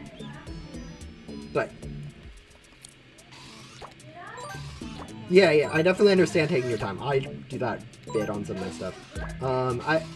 I definitely understand going through as fast as possible though too, because it's like, oh yeah, get it over with. But taking your time, doing it in like an hour a day or whatever is probably more healthy, probably more fun. Definitely going to burn you out less than doing it all in one sitting. I personally am used to this sort of sprint stuff where, like, you know, I stream for 3 hours every week or whatever. So, you know, sitting down and spending 6 hours in front of my computer isn't that much of a deal to me, but yeah. Yeah, so for some reason the lag is a lot worse sometimes than other times. Like, I know right when I started unboxing on Ghost Simulator, like, mass unboxing, it was, like, really good, and then I've never really been able to be that good. I don't know if it's something where every new pet you get, it adds a little bit more lag to your unboxing, where, like, deleting a pet, whatever, adds an input or whatever to a, like, dev array or whatever, that for whatever reason adds a little bit more lag. And so once you start unboxing for a lot, it ends up being less. Or if it's just I'm not, you know, a little bit more laggy, or different servers, or not used to it as much, or Roblox has changed like how they unbox or how they manage saving or whatever. I don't know exactly why it is, but it definitely does feel like the mass unboxing gets worse, which is kind of why I feel like there should be a standardized way to or mass unbox. But yeah. Yes, no. I definitely... I kind of wish there was a... Okay. I understand that people actually get stuck on quests. Like, people look at a quest and be like, oh, I need to do this quest before I rebirth or before I progress from this area. I feel like Yu was a really bad example of this, where people would get stuck on Yu's quest or Dylan's quest in Main Hub, thinking, oh, I should do this quest before I progress. I feel like there should be some distinction between quests where it's like progression quests where doing this will actually improve your game, whereas side quests where it's like, yeah, maybe don't spend your time on this. And I feel like that could be done with like making their circles different colors. I feel like there's a bunch of good ideas there where you can make quests different colors, give a little bit of an indication in like the journal, like have next to it, oh, progression quest, side quest, or whatever, just to indicate like, oh yeah, you shouldn't be worrying about this quest, but yeah.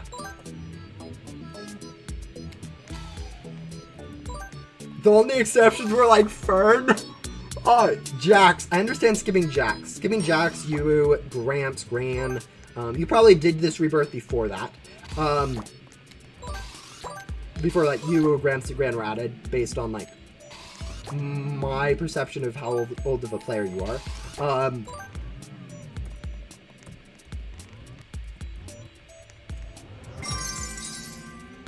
But, yeah, there's definitely those quests that, oh, we should grab all those quests soon.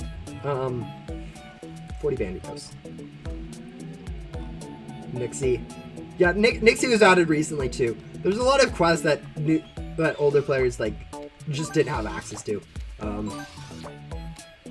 That's kind of a problem in some cases. Like, some quests are helpful, like, Liz's quest for the, Hypnotized Pet.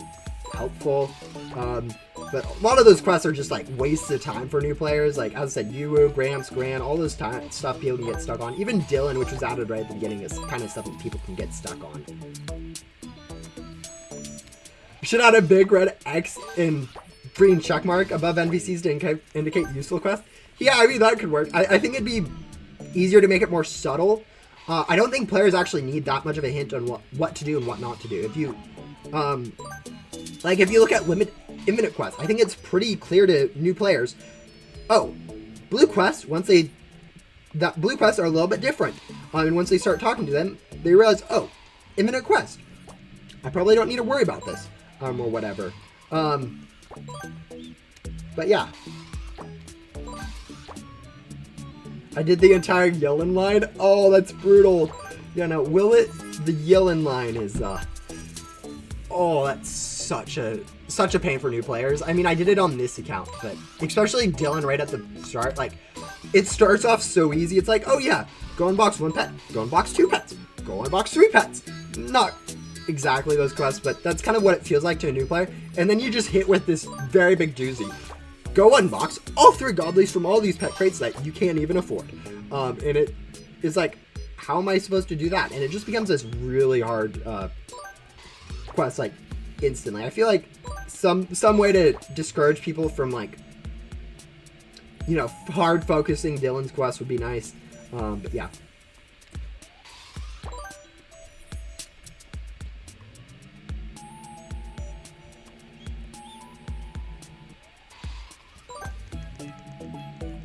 But yeah, that's stuff that can get added later. I'd assume it wouldn't be that hard to actually add that.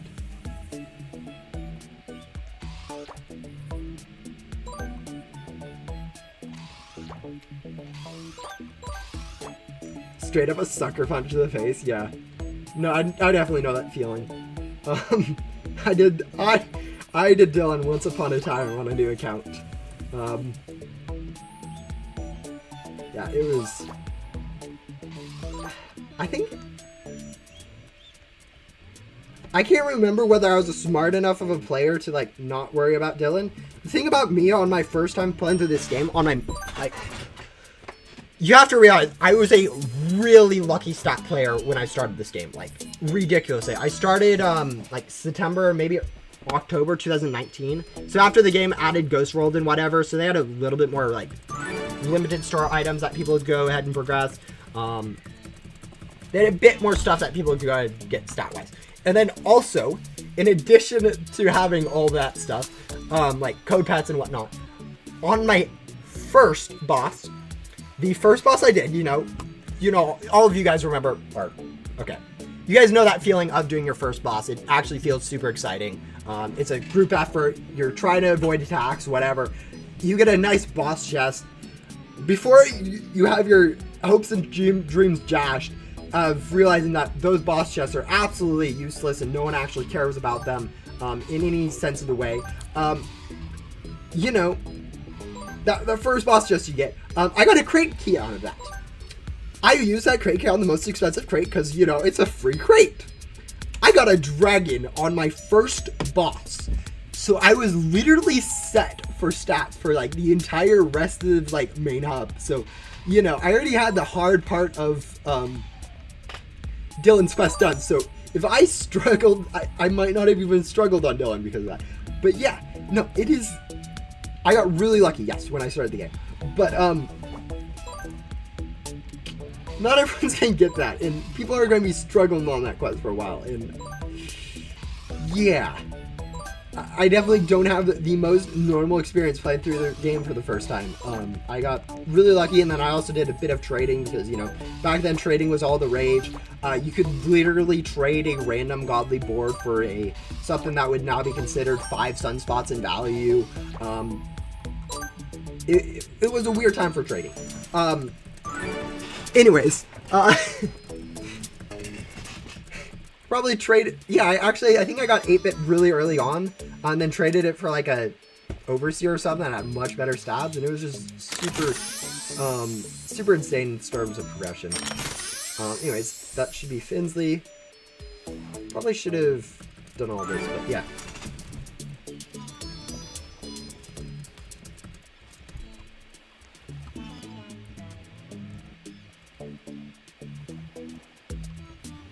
I was trying to get that dragon for months when I did that quest. Oh yes, no, I've heard so many stories like that. As a YouTuber, you actually I don't know. It's really nice to be able to hear this experience from people that don't play the game as much as I do, because I feel like a lot of people that play the game a lot, they enter this echo chamber with other people. Like me and Deadable share way too many of the same ideas. So anytime one of us mentions something, we're literally just agreeing the whole way down. We don't have any of the ideas. We don't understand what new players actually get. So I've been able to see people are like, okay, yeah, I struggle on Dylan. I struggle, why is hoverboard getting so long? Even though as an endgame player, I've never struggled to get the hoverboard. It was a, 30-minute quest, and 30 minutes for me is not that long. But realizing for new players, 30 minutes of a quest is a obnoxiously long quest. It's just super weird, and it's eye-opening really to see that new players, oh, that's what they struggle with. They don't understand that, even though as a long-term player, I'm like, oh duh, that's obviously how that should work, or that's obviously how it works. It's seeing how it works from other people's is like, something actually really eye-opening. Yes, I agree with you. That's amazing. Yeah. Yep. Yeah. Oh, also that's a cool little board. But yeah. I'd trade the Godlies for a Dylan. Yep. No, actually they added it recently where you could actually get the index completed from trading, which made it the quest a little bit easier. A lot of older players are definitely willing to chuck the older stuff at new players just so that they can, like, move on with the game. But yeah. I think hearing new player ideas is something that, like, is really hard to do and actually necessary. Also, we're doing right now, Ella's quest, which, if I remember correctly, no, I'm not remembering correctly. I thought the tic-tac was up there, tic-tac-toe, whatever. It's actually over here. Is it over here? I don't actually remember. I do believe it's over here. I'm not 100% sure, but we're gonna look around a little bit. I did it before the update. Yeah, it was definitely a lot more of a pain before than it is now. Where is this tic-tac-toe? Alright. Oh, no, it is. It's in the construction site. Okay. Is it just sitting on the floor somewhere and I'm being blind? It's probably on the first floor and I just missed it on my first time through.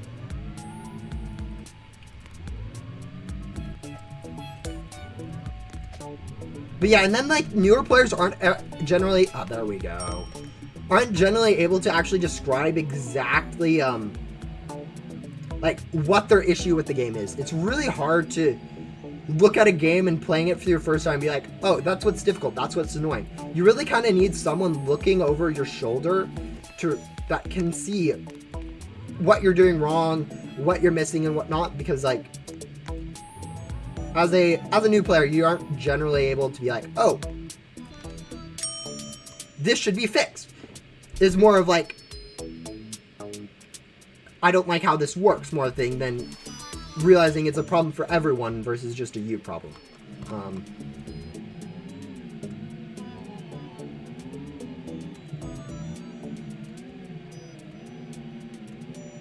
Yeah, it looks like we are maybe... This is actually taking longer than I thought to go ahead and do Ella.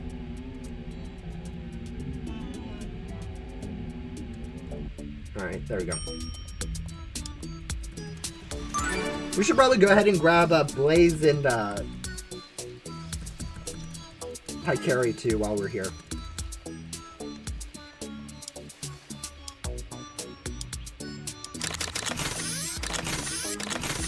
Do I have enough?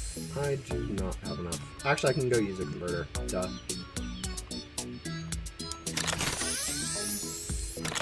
let's go unbox.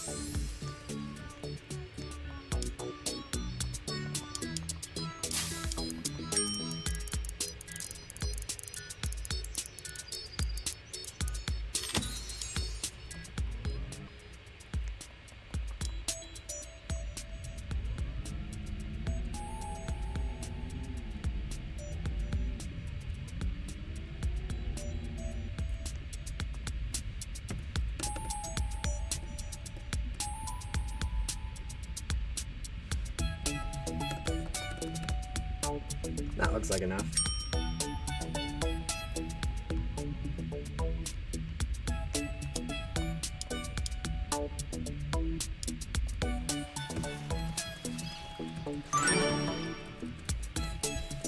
Alright, open the wall, and then I think Ella's will probably be an unbox like 2 pet crate 3s, even though we already did that. Yeah, open any pet crate 5 times, open any hoverboard crate 3 times. Shouldn't be too hard.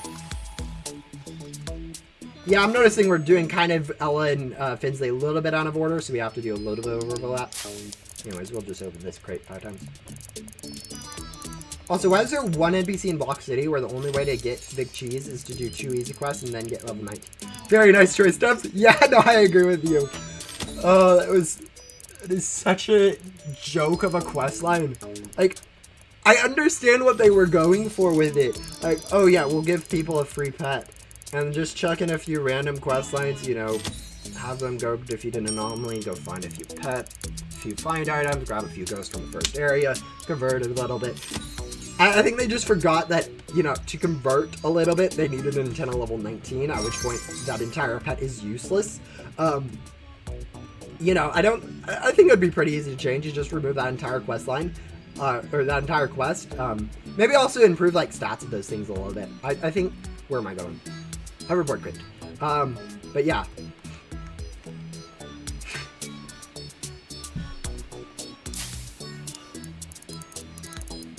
They expect us to get level 19 like it's nothing. Yeah, I understand, yeah.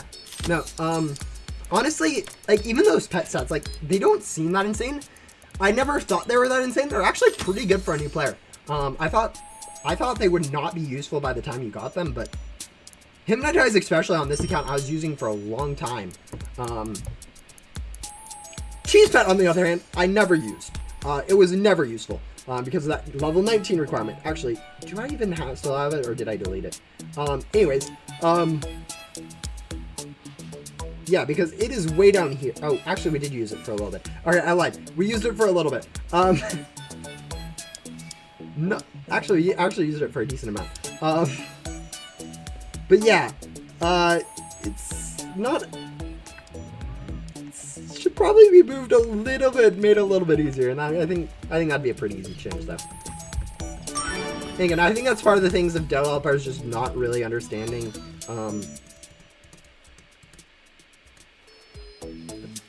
You aren't even having us open the wall on my escape. Anyways. Yeah, when you're level 19, you either forget about the quest, as you're saying, or, you know, the quest isn't even useful anymore. Like, the pet you get... If you're using any code pets whatsoever, if you're involved at all with the community, you're going to have either better pets from codes, or better pets that someone gives you for free because they have 1,000,001 death pets.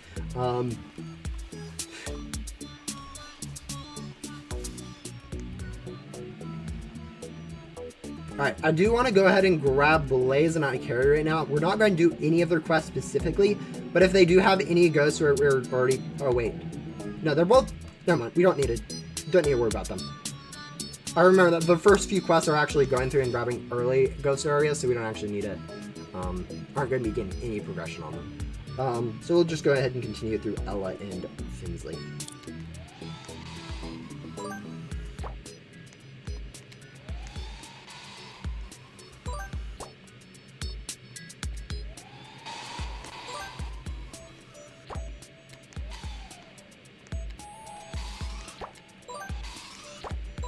Okay, okay, we are done with Hans, so we'll go ahead and return to Hans, maybe complete the rest of Hans really quickly.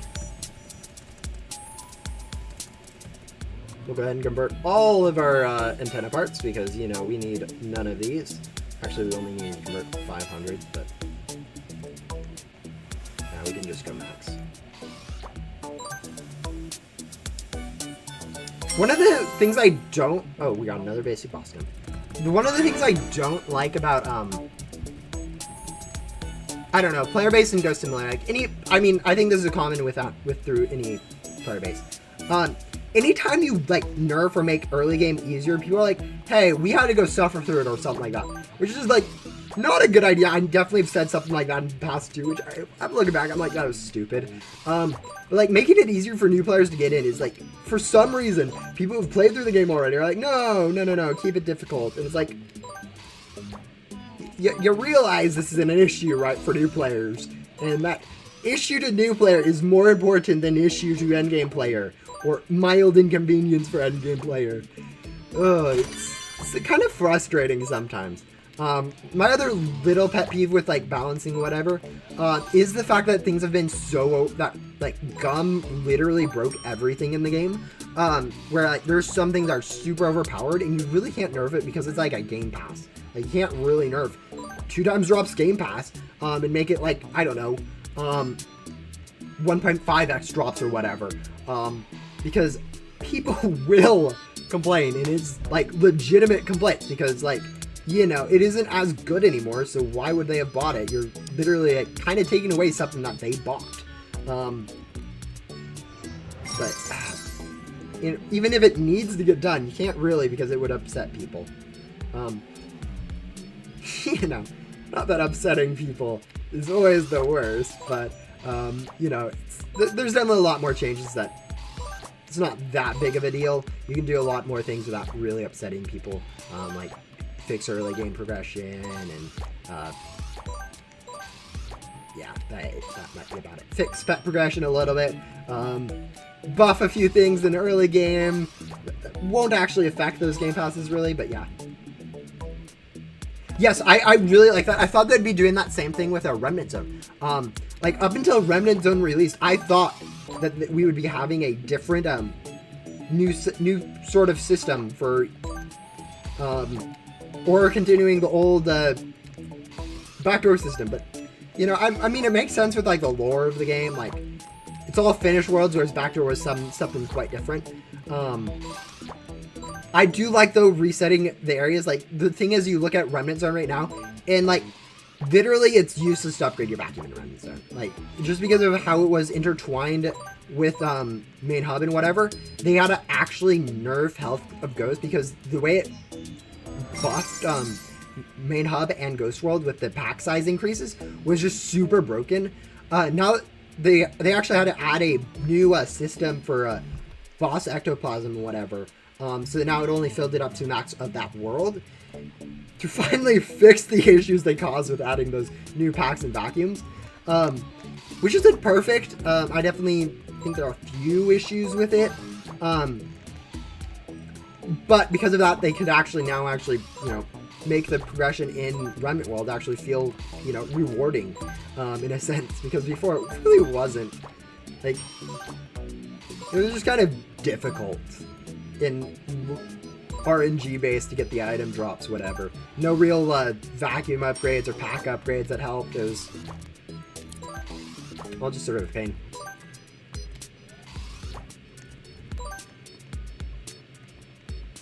Oh, the crafting? Yes, I think I have seen a lot of people think that square pet or whatever just meant any square pet, and I understand that idea. And then half the crafting recipes are just trash. I mean, puzzles in Ghost Simulator are broken. I don't think it's a high priority to fix them. I think puzzles are kind of this extra thing, but they are like crafting puzzles, all that is not obvious enough. I think devs got a little bit too creative with making those fancy, then they kind of got broken for the majority of player bases.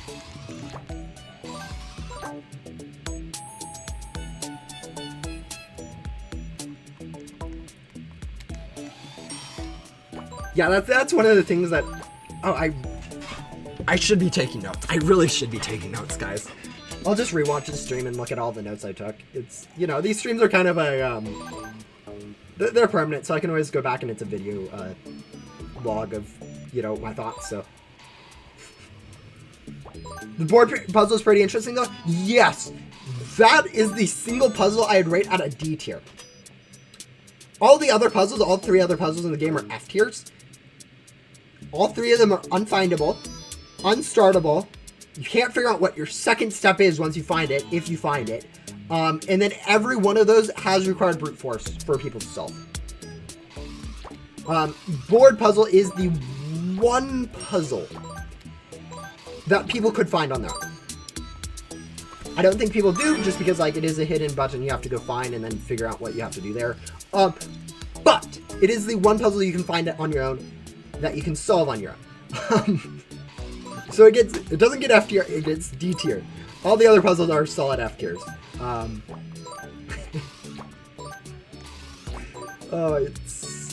I can rant so long about it, but I don't think it's necessary at this point. I think, you know.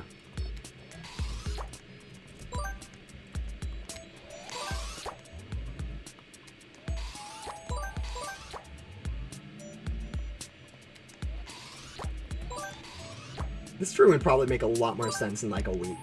Or, no, not a week, in like 2 weeks. Anyways. We're almost done with this part of Ella's. We probably should have turned in Ella's first, because we'll probably need more ghosts for Ella than we will for Finsley, so the fact that we're doubling up is kind of bad. Oh, we do need a boss. That is right.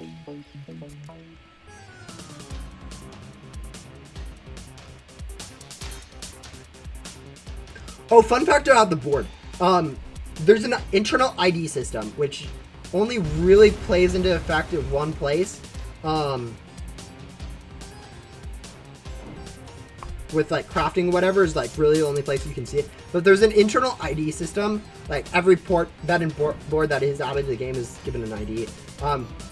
There's actually a weird bug, I don't know if it's still in the game with crafting, whereas if you put in a board and a pet with the same ID, it only removes the first one. So if you put in a board and then a pet, and then you remove the pet, it actually visually removes the board, because they share the same ID, and for whatever reason the way they manage the system in there for removing stuff is they just check the ID, not whether it's matches whatever you click.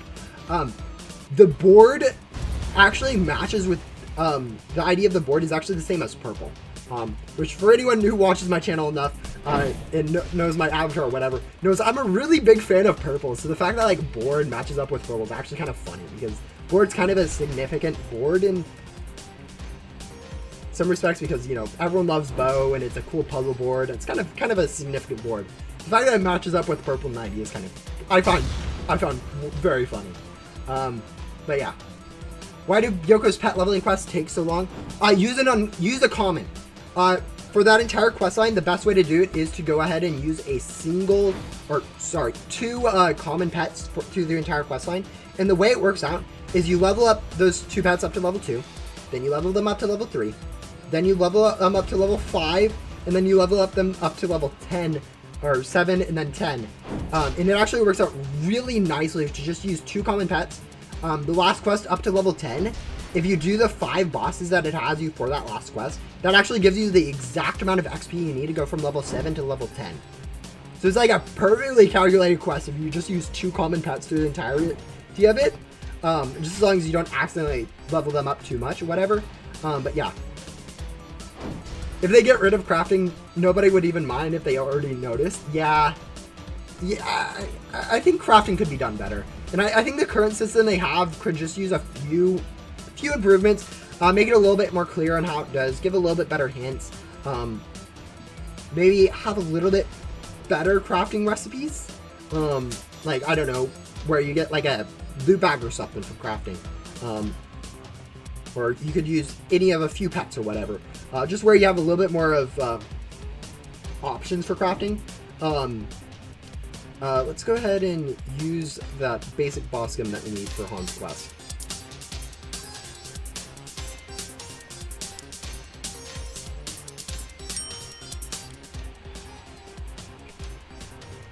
But yeah, if they make it more clear that the square pet, normal pet, board thing, it doesn't refer to any, if they refer to a specific one, I think that would make crafting better. I think they made the hints better. That would be better. And then maybe also, you know, actually give good crafting recipes. Some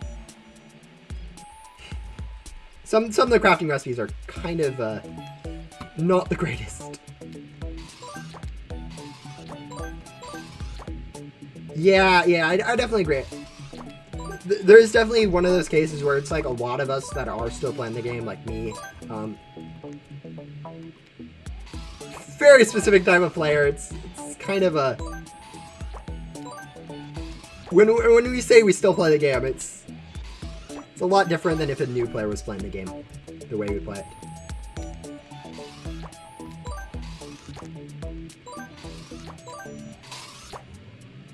And I think the best thing, like, for a lot of us, like, there's these trends that we go through. When class fights come out, a lot of people do unboxing class fights. That's what we find fun. For the last, like, 3 months, or for the last little bit, the fun thing that we've been finding in the game is actually, like, playing through the game. So either through Rebirths or me on this new account. That's been something that people have been doing a bit more for whatever reason recently. I think there could be a little bit more variety of that. Like, I think gum grinding is one of the things that sometimes people do. Like, recently we haven't been doing much of it. For whatever reason, all the long-term players always decide to do stuff at the same time, like grinding Final Boss or whatever. But I think adding a little bit more variety, like if Infinite Quest did something, that people could go and grind Infinite Quests. Other stuff that people could grind. I don't know. But yeah, most of them, yes. Anyways. Hopefully we can at least finish Finsley today. We have about an hour left in the stream that I want to spend. We'll see how far we get. I think we should have enough time to go ahead and complete Ella and Finsley. I think they're taking a little bit longer than I thought, but not too much so that I can't complete both of the quests. Alright.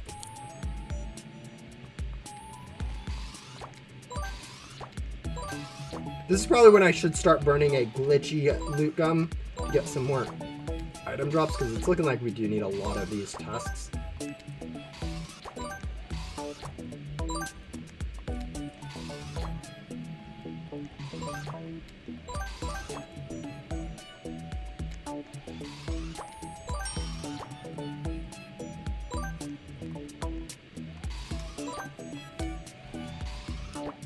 Oh, I was watching a YouTube video the other day that I thought was somewhat relevant to Ghost Simulator, where it basically said, like, the players, the professionals that play a game, those aren't the players that, like, developers want to be consulting when it comes to, like, making the game good.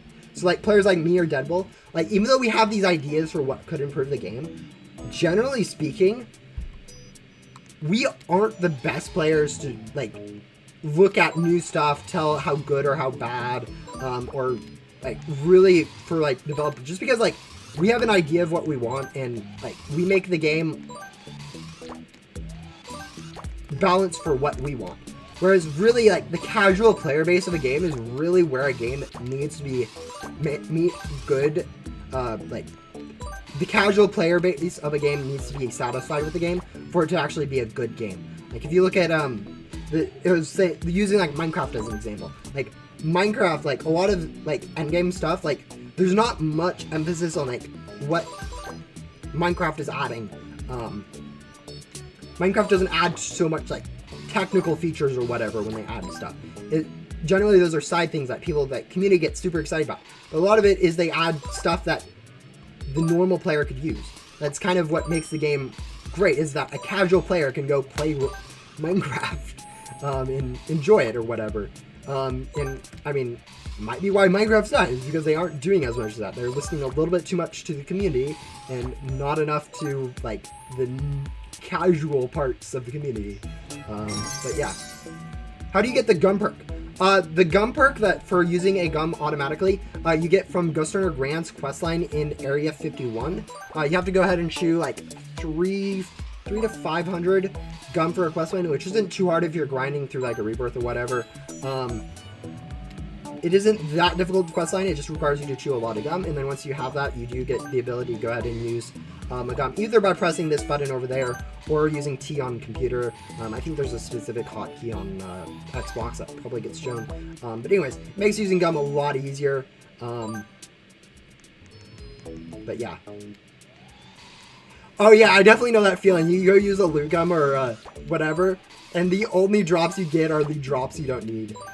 This actually used to be a problem, I think, in Grinding Line Backdoor. I remember using, like, back before antenna parts were useful for converting into gum, you'd go use, like, a gum and Grinding Backdoor, and you'd only get the antenna parts drops and gems. It was like, really, where are all my item drops? Now it's not too much of an issue, but it definitely used to be super... I definitely used to notice a lot more than I do now. Now I don't really pay attention to my specific drops. I more care about my total drops than anything else, but yeah.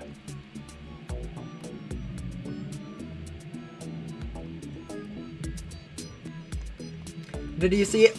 I never really noticed that one in the first place. I don't really follow too much of technical news. My opinion... Yeah. I don't know. I'm not a very technical player. I do understand some of the technical stuff. Like, I understand, like, I saw it afterwards, like, why people were upset. But,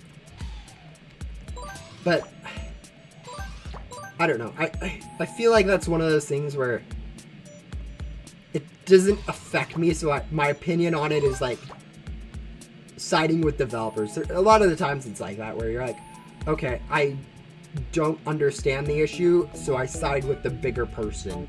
And, you know, whether that's good or bad, that's to be said, but...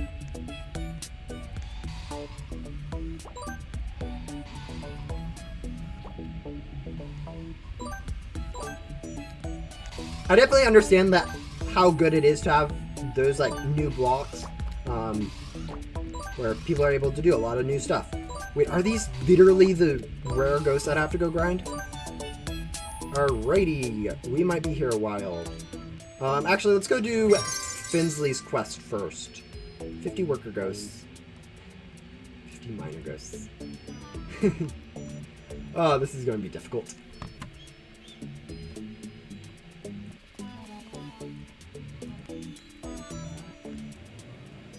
Mob votes. Yeah, mob votes I think could be done better. I think there's definitely reasons why they don't do it that way, but at the same time, it's... You're literally giving people like, oh yeah, you could have all this good stuff. You're literally just going to make it so some people are going to be upset at it. It's pretty much the only thing. Giving people multiple options, like... Yes, I think giving people multiple options, yeah, that's a good thing. But I think when it feels like this simple and it's all like, I don't know. Because you do have to, as a developer, you'd have to make sure you only, like, work on the most issues. You can't add everything to the game. I think that's going to be one of the things with a new developer.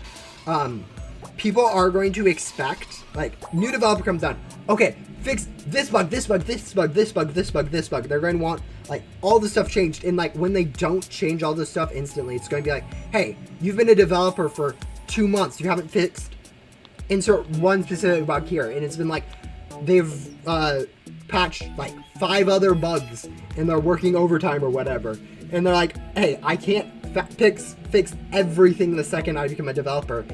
Some of these stuff are going to have to wait a week or whatever. Work ghosts. But yeah. They added hard mode. I never heard about that. No, it's a arbitrary set of rules that I've added to the game. It's kind of my own arbitrary set of rules. Basically, it makes me progress through the game as if I was a... The biggest parts of it is like I have to go ahead and get all of the quests before I can move on from an area. So instead of skipping super hard quests, I'm forced to play through the game like as intended, grabbing all the quests and completing all the quests before I move on to the next quest.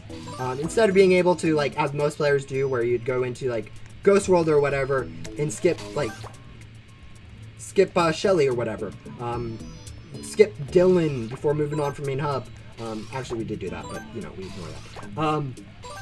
And same thing with like pet crates. It's an arbitrary set of rules. It's not actually officially in the game. It's just a set of rules I thought would be interesting to play through the game with. We're actually on Rebirth 1 now. We've already rebirthed once, so a lot of the interesting stuff of it has gone away. It's kind of gotten a bit more boring. Sounds like a certain Pokemon mode named Nuzlocking. Yes, Nuzlocke actually is a pretty common term for actually many more games than just many more games than just Pokemon. But yeah, it's sort of that same idea where you play through the game with your own set of rules.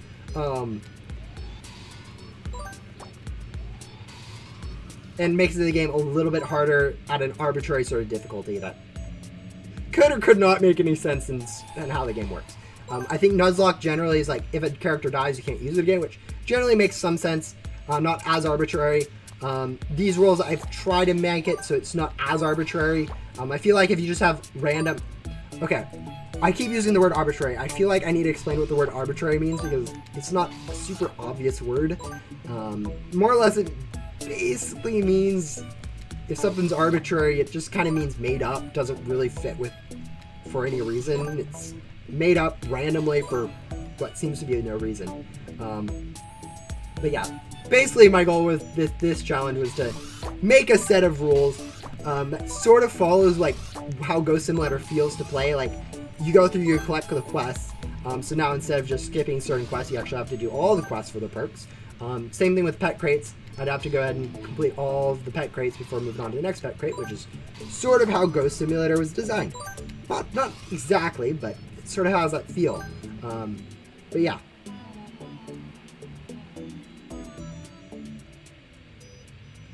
Minecraft is a very bad example, in my opinion, to side with the company. Yeah. I think my point with that is more of, it's a small part of the community that really hyper cares about it. Like, not, like, okay. Not that much of the Minecraft community cares whether or not it's a what's it called, 1 tick delay? I think it's like actually like a 1/4 tick delay in terms of redstone ticks, tick delay in terms of game ticks. It's interesting. Anyways, my point is like not that many people, like casual players, care, and most of the players playing playing Minecraft are casual players, and so change it affects a very vocal minority of players, which isn't as big of a deal as it generally gets made out to be. For instance, devs could add, I don't know, what's a good thing in Ghost Simulator that would, like, literally only affect me or whatever. A change to Ghost Simulator that only affects me negatively, but, like, no one else cares about it. Even though that affects me quite a bit, it's probably better for the game, or it doesn't matter at all, because, like, I'm such a small portion of the Ghost Sim players, like, I just shouldn't really care about it, but yeah.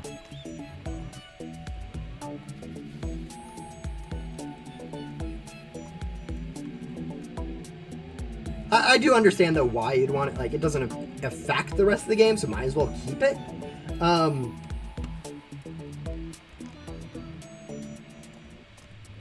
is like one thought process, but you know, there's a lot of different thought processes you can apply to different situations. Like, for instance, mob vote, whatever. You're like, okay, adding all 3 mobs shouldn't take that long time. So why can't you just add all 3 instead of having a mob vote? The point is that, like, it would still take more time to add 3 mobs. And the more time they spend on that, like, less people are going to care about each of those specific mobs, and so they're doing more work for less reward in some respects. And you can look at it, either of those 2 specs, and I think both have some sort of weight to them. Like, yeah, adding all 3 wouldn't take too long, so, but at the same time, it is additional time that maybe people don't care enough about. That's why there's a mob vote, to figure out what people care the most about. Which I think was pretty obvious from the start of the mob vote. Like, when I saw the options, I'm like, oh yeah, armadillo for dog armor? Yeah, I think people are going to pick that no matter what. It just felt like that'd be the right, what people are going to vote. But yeah. Anyways, about 40 more minutes. We should have enough time to complete at least Finsley's quest. Hopefully we can get Ella and Finsley. I definitely think the difficulty in this stream is knocked up. I think we took about an hour to do Morgan and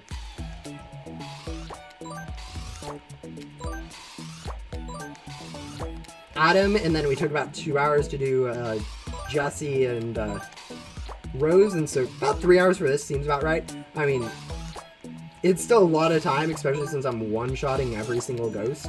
It's kind of boring, this entire progression, but... Alright, let's go figure out what the next Finsley's quest is. Oh, that's a good quest. I like that quest. But yeah, you also have to remember, I'm a bit biased on Ghost Simulator, so...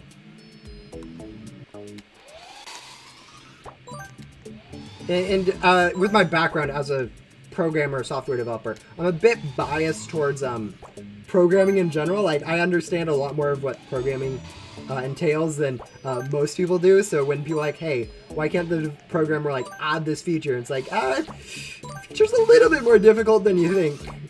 Whereas most people are like, oh, it's just a simple feature. You just change this one thing. It's like, not exactly how it works. Sometimes you have to rework an entire system to do that. I don't know if there's a good example in Ghost Simulator I can point to.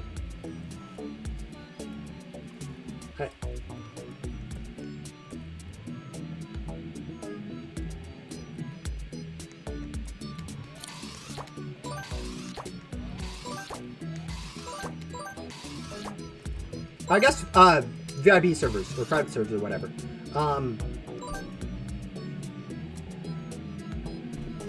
Yeah, private servers in Ghost Simulator, like, the way they work, that you end up, once you get out of main hub, you end up teleporting into a solo server, a reserve server, I don't remember the exact terminology. Basically a server where only you can join. And a lot of people are kind of annoyed by that because they kind of want to play with their friends in their private server in other worlds other than main hub. And every once in a while, I don't know the exact coding behind Ghost Simulator, so I can't say for certain how difficult this would be. But it's like, you get it. It's like, I get it. People want to be able to play with friends. It is a private server. You should be able to go play with friends or whatever.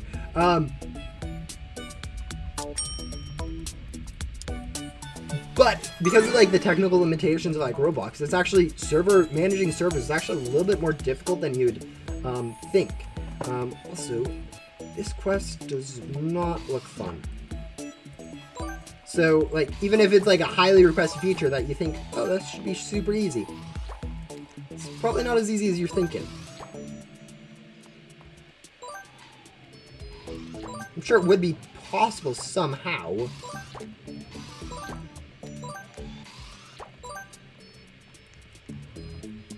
But it might not be worth the time for some stuff, but... Anyways, like... I don't know, there's just a lot of stuff where random people don't quite understand the developer's positions on some things.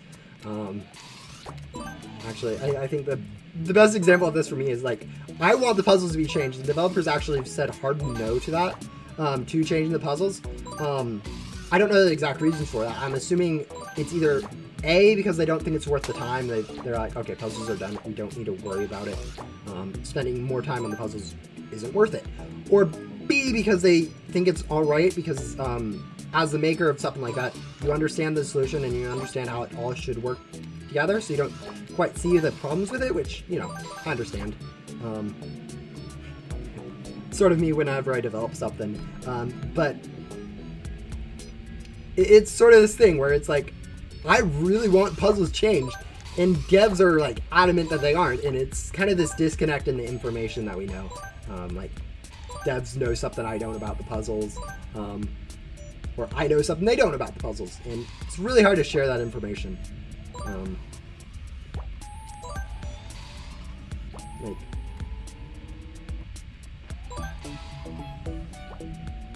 I think the next quest for Finsley, if I'm remembering correctly, is going to be items. So we should be able to at least finish Finsley really soon here. Since we've been hopefully gathering enough items from using loot gum during this grinding process, that we should have all of it done. And then we can go ahead and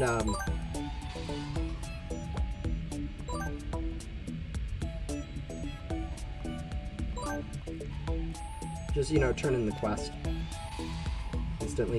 Instantly get our extra streams, and then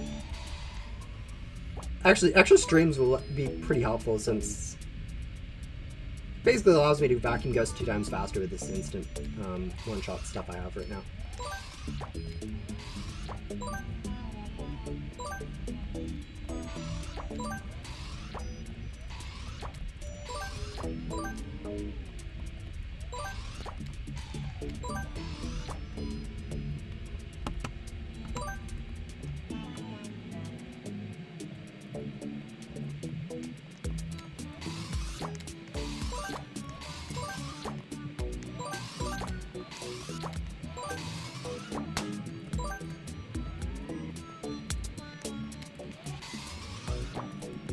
I definitely think next episode, which should be in 2 weeks, as I've said before on this stream, we should be able to get up into Ghost World again. I don't remember exactly how long. I have a kind of a timesheet that I've been keeping track. How many episodes or whatnot it took for us to get to Ghost World the first time. I do think this is a little bit faster than that, just because of like pet stats and yeah, mainly just pet stats. But I'm not sure exactly how much faster it is. I don't know if it's like multiple hours faster or like a few minutes faster. There is the little bit of additional struggle we've had with second art quest lines, since those do actually add a little bit of difficulty playing through the game. I definitely think it's maybe not as difficult as it should be, and definitely not as difficult in the ways it should be.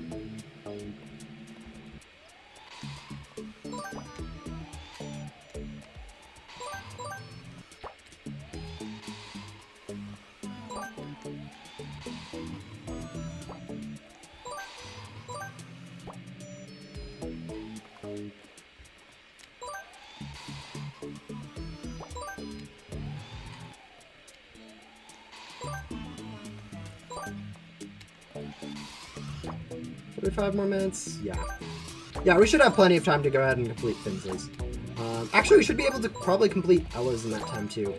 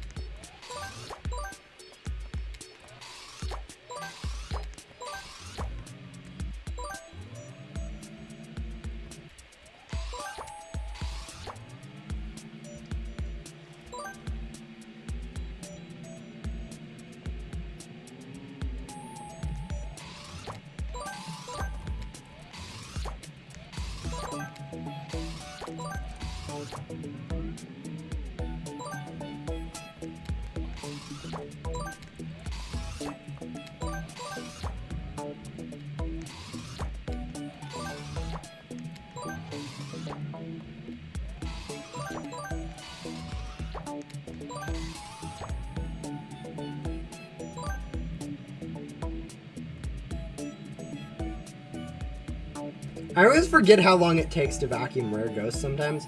Like, sometimes you get really lucky and half the ghosts in an area are the rare ghosts and you're just literally able to zoom through and get through all these quests. And then other times you get like two ghosts at a time or 0 ghosts or whatever, and it's like you're stuck in it forever, feels like. I personally feel like a lot of the I understand why there's a rare ghost quest, but I feel like a lot of them could just be, you know, vacuum any ghost in this area like you have in the first part of Gabe's quest. That's actually the only time we have a quest like that, I think. And it feels so... I understand why it isn't. Like, it isn't as interesting as vacuuming a specific ghost, but I feel like for a lot of the rare ghosts, it would standardize the time for completing a quest a little bit more if it was the case that you could vacuum any ghost, and you just had to like vacuum more of them or whatever.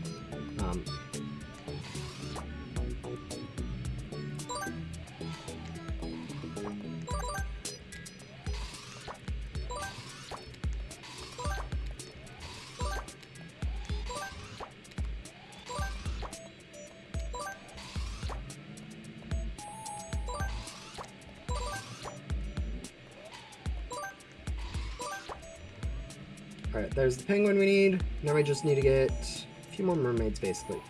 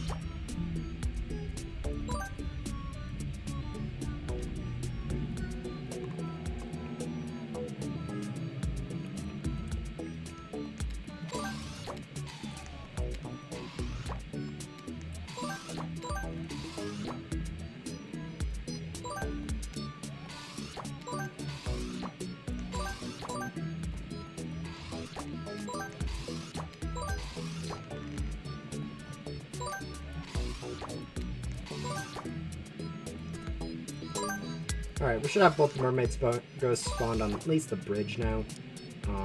We have one. There's the other one. And then once I vacuum this one, like 20 more will spawn. You know, that's just always how it works with the ghosts that you need. Alright, there we are. We should be instantly done with Captain Vinsley. Yep, next quest was items, as I thought. And then we should be able to go ahead and hopefully get through Ella. We have about 30 minutes left, so... shouldn't be too difficult.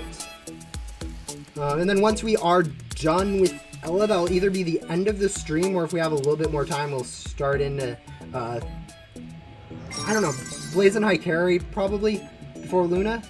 I know in terms of progression, Luna is technically done after Blaze, added after Blaze, but, yeah.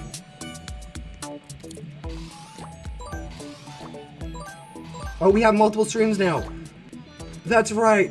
Ah, oh, finally.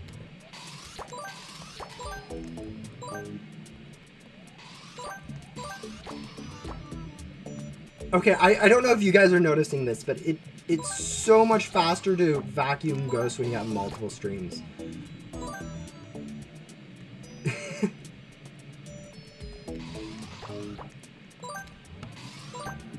Like, I'm not showing it to the best potential because of my FPS issues right now, but it just being able to grab, like, just run through an area of ghosts and just grab all of them is super game changing. I think a lot more game changing than you'd think just on the surface. That being said, we still do need to go grab 25 rare ghosts from both areas, so it's not going to be that quick to go ahead and get this quest done. Still have a bit of ghosts to grind.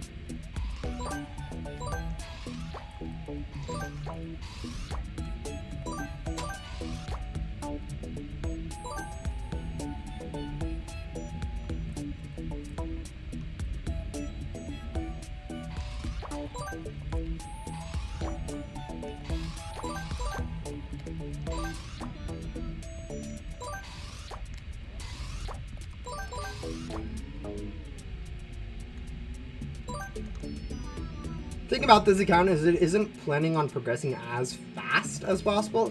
I'm more of trying to just progress. It's more about playing this game for fun than anything else. Even though I am like, I'm not try-harding to progress as fast as possible. I'm just kind of doing the fastest way possible. Yeah.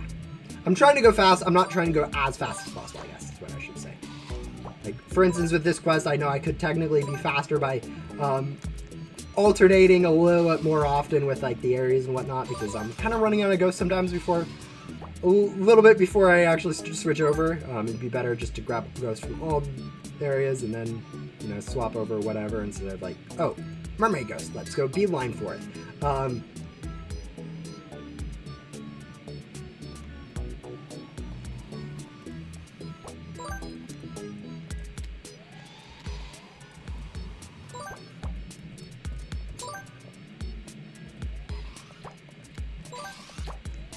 Same reason I'm not like grabbing all the quests right at the moment.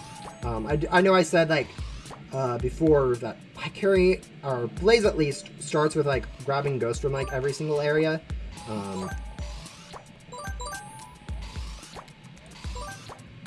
I don't know what Carry exactly does, but like there's not really any reason for me to do them because I won't be really focusing on them.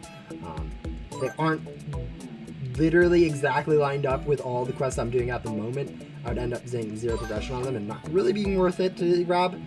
Just clutter up my journal a little bit more. Talking about cluttering up my journal. There we go. With that quest.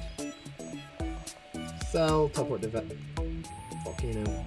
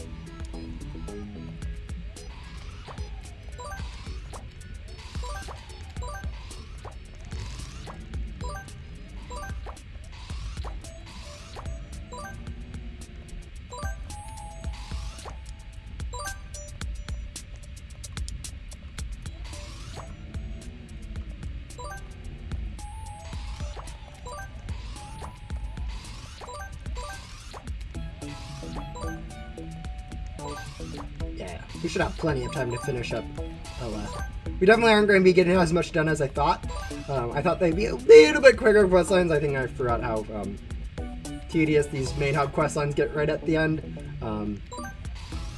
But we definitely are making decent progress. Definitely should be able to move into Ghost World, I think, next episode. So episode 23 into Ghost World. I think at this rate, we should be able to get 10 episodes to get all the way back up to like Void or whatever. I think with the pet stats we have now, it's not too unrealistic. Most of the struggles we were having in like Ghost World, we are done with Shelly. We don't have to do her again. We have enough pet stats to be able to upgrade our vacuum and packs pretty quickly. And then Yoko, we have the additional bosses to go ahead and do him quicker too. How much longer are you planning on streaming? I'm going to be streaming for another 30 minutes-ish. You know how flexible ending is. I'm definitely going to be finishing up Ella, I think, so. And then we're probably going to start into either, I think, Hikari and Blaze a little bit. So 2 or 3 of those quests, probably. But yeah, about 30 minutes.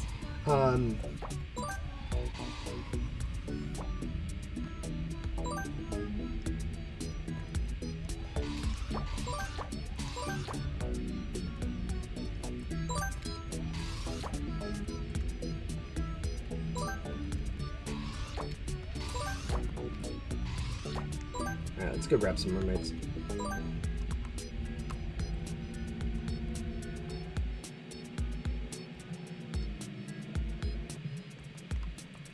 I'm actually kind of curious though. For anyone in chat, I don't know. There's like 2 of you right now, so probably one of you Deadbolt and the other one that has accidentally left a tab open while they were going somewhere. How would you guys, what would you guys in like the new year for the new developer, what would be like the main big thing you'd like to be fixed, changed, or added? Like, I don't know. I know I've shared a few things. I think my thing would be like getting main hub progression fixed a little bit. You know, shortening up few quests, adding better pets, just making it a whole lot faster and stuff. But I don't know. I feel like a lot of people would have different ideas on that. And I mean, with a new developer, you get a new ideas. You have a new person that might be able to fix stuff that old people didn't really see as important. So it's definitely a good opportunity for anyone in the community to share ideas on what they'd like in the game and to actually get stuff added, new stuff. Like, regardless of who the developer is.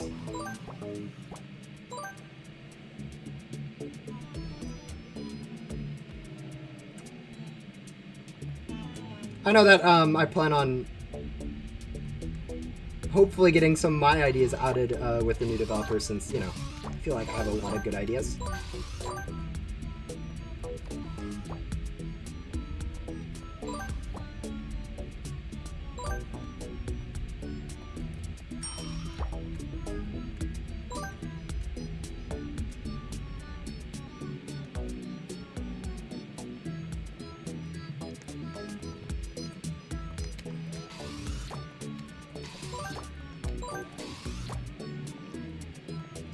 Alright, I don't remember what the last parts of Ella's were. I think this is going to be a case of ghost items, boss, find item, potentially.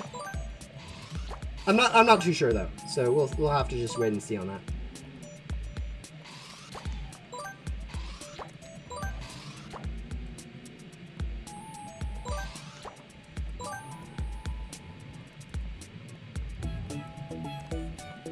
Whatever the case, we should be good on items, unless it has this like previous area items, which I don't think this does. And then we should probably, as long as it isn't like another set of like 50 rare ghosts, we should be pretty much done with the quest.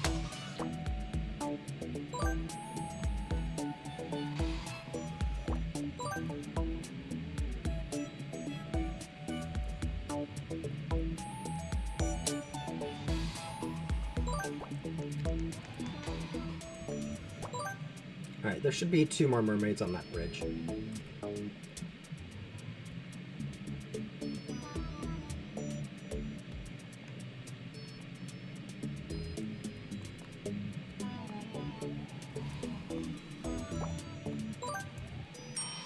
Alright, there we go. Done with that quest. I think the next quest is going to be items, which should get instant completed. No? Okay. That's going to be a non-quest quest. 5 million Ecto tokens. We have like 19 billion at this point. It's not actually that difficult.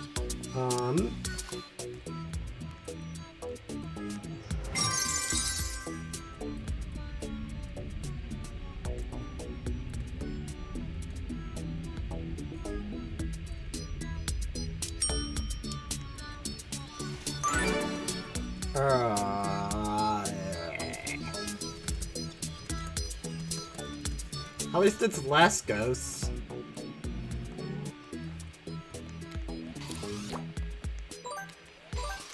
Alright, we should be done with this quest before 12:30 my time, or 24 minutes for all of you guys. Oh, I hate this. I hate this so much.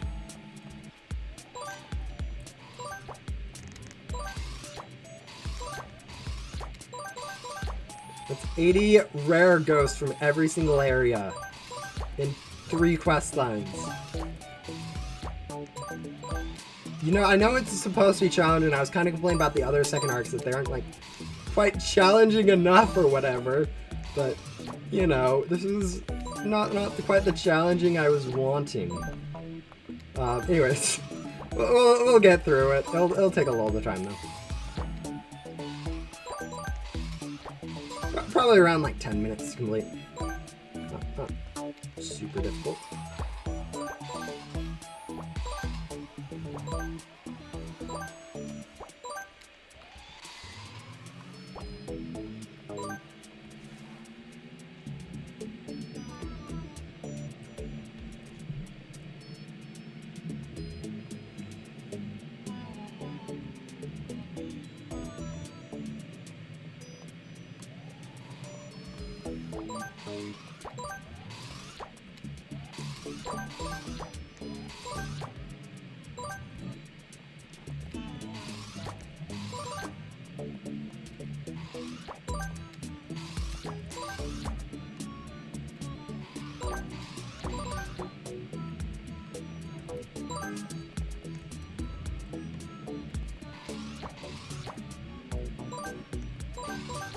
Mermaids is our limiting factor last time, so I want to spend a little more time trying to grab mermaids when I'm here, just so I don't like end up in the same boat as last time with not having enough. We are going to continue to burn gum. I don't think it's as necessary. We don't really need more of any basic loot, basic gums. It's just more of kind of habit at this point to be burning gum. We are burning only basic gum, so basic loot gum. So it's not going to infect us too much.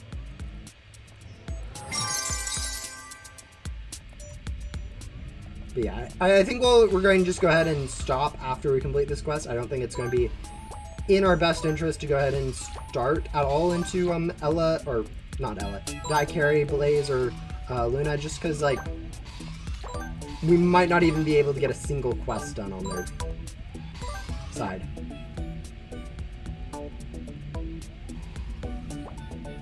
Also, I was planning on adding another rule this episode. I kind of forgot about it. Probably a little late now. I'll probably just do it next one, where I'll probably make a little bit more sense for the rest of you guys while I'm adding it. Basically, just want to add like a very clear no cheating clause, which more or less outlines like don't cheat. Which, you know, sounds obvious. Like, yeah, that's already part of the rules.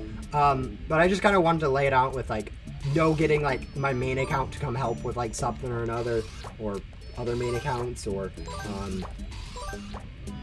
yeah, I don't know what else would be considered cheating. So, something like that. Or like, okay, another example. No, like winning a giveaway where a dev would add something to your inventory like they do in the Blockspike Discord, where they just kind of add stuff to the inventory. That would technically break a lot more rules than just this account rule, like, you know, no alts in a Discord, not Discord server, since this is technically an alt account, so I'd have to create a Discord account for it to have it entered into a giveaway, but, you know, other stuff like that. I guess another thing that could technically account that way would be the merch giveaway that they're doing for people who buy merch in the next month or so. They're giving away pets and board set to them, so no entering that on this account.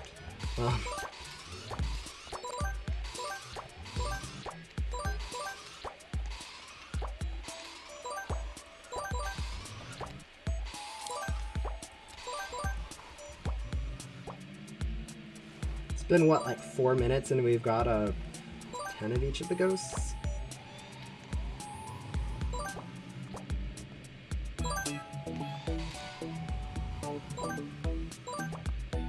Hopefully we have enough time to go ahead and complete this quest. I really do... Actually, no, we will.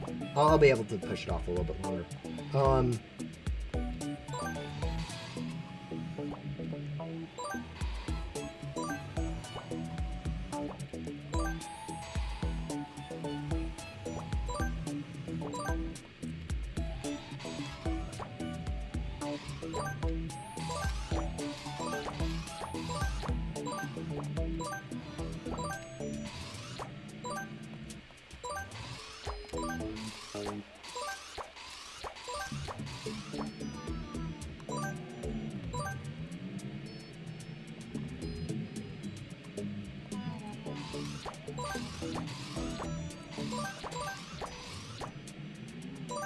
Why are mermaid ghosts always the issue? Like, I remember this on my first time playing through the game, too. I just remember this underwater area being a pain.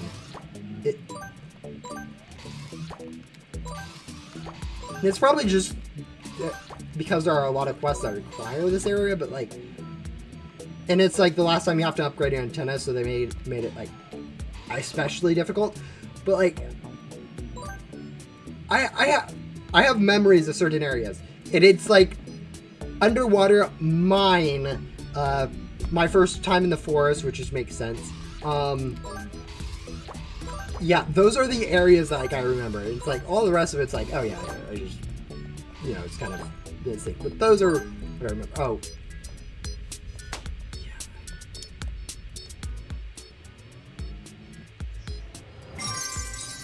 Yeah. Anyways, mermaids, magmas, probably still need more of those. And yeah, look at the amount of parrots. We come back here and there's literally 5 parrots already just chilling here for us. And probably like 3 more up here. There wasn't actually any up here, but... you know, if I could transfer half of these parrots over to mermaids, we'd be much more consistent on the amount of stuff we have, so we can get the quest done quicker.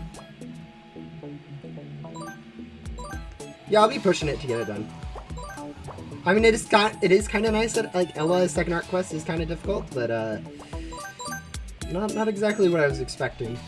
Like, we were stuck on Vinsley for pretty similar time as we were with Ella, so not that important. The one nice thing, though, about, like, having the rebirth already, we are completely done with Yu, so every time I see a race, it's not like, oh, I need to go do that race. I can just go ahead and ignore it. Same thing with bosses. I have no reason to really go ahead and do a boss at the moment, because I don't have any quests for it. So instead of having to go do all of those events that pop up when you're grinding or whatever, you can just kind of ignore them. Especially when you don't have heavy armor. When you do get heavy armor, I think it becomes a lot easier to just go ahead, oh, let me go do a boss really quick, because you don't have to actually think about it. You just go over, start vacuuming the boss, and call it a day. Like, when you don't have heavy armor, you can just kind of ignore the bosses, ignore the races, and just kind of, you know, worry about what you're working on at the moment.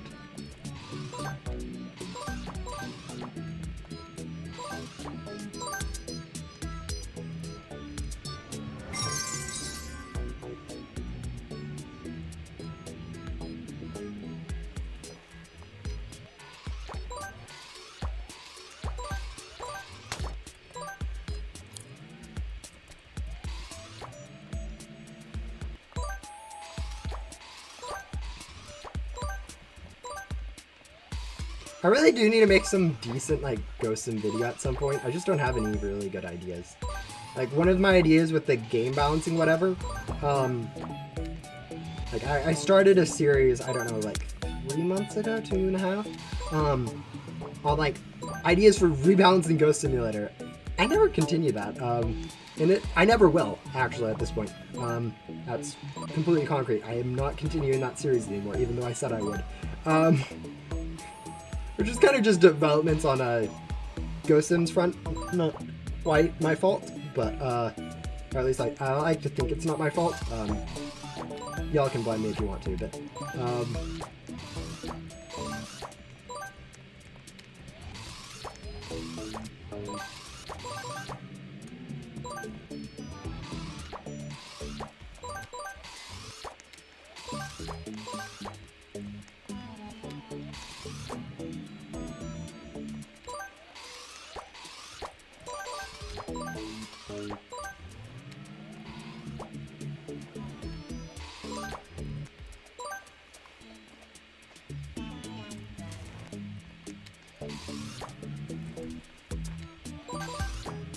alright, we are almost done with these bird ghosts, so then we can go move on to just the last 2 areas.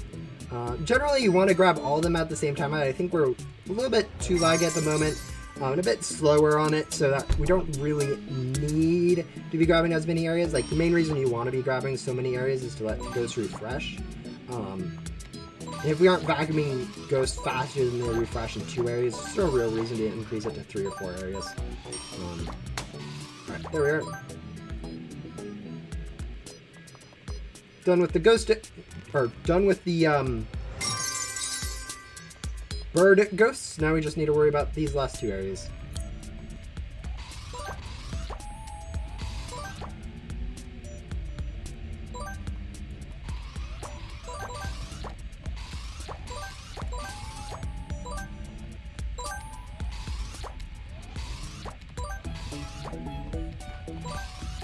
Also, I always found it weird, I found it weird when I first started playing the game, that, like, underwater was right next to a volcano.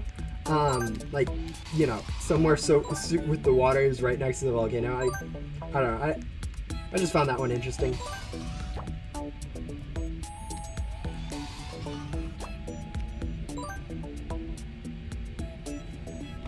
Like, the beach makes sense, like, next to a volcano, and then there's the ice caves, too, like...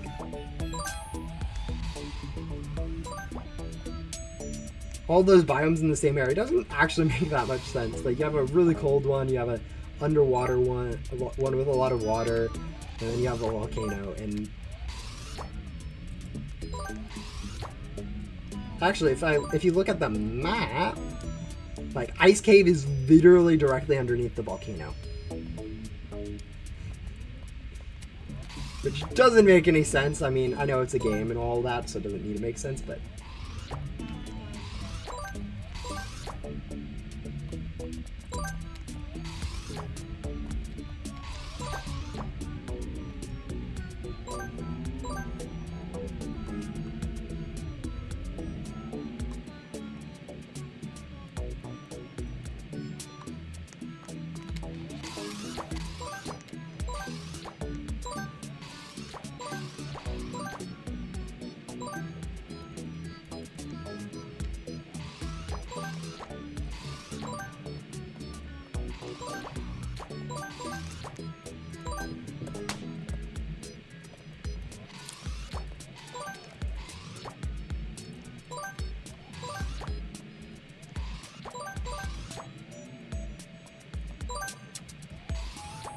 10 more minutes? Yeah, we should be easily able to go ahead and finish up Ella.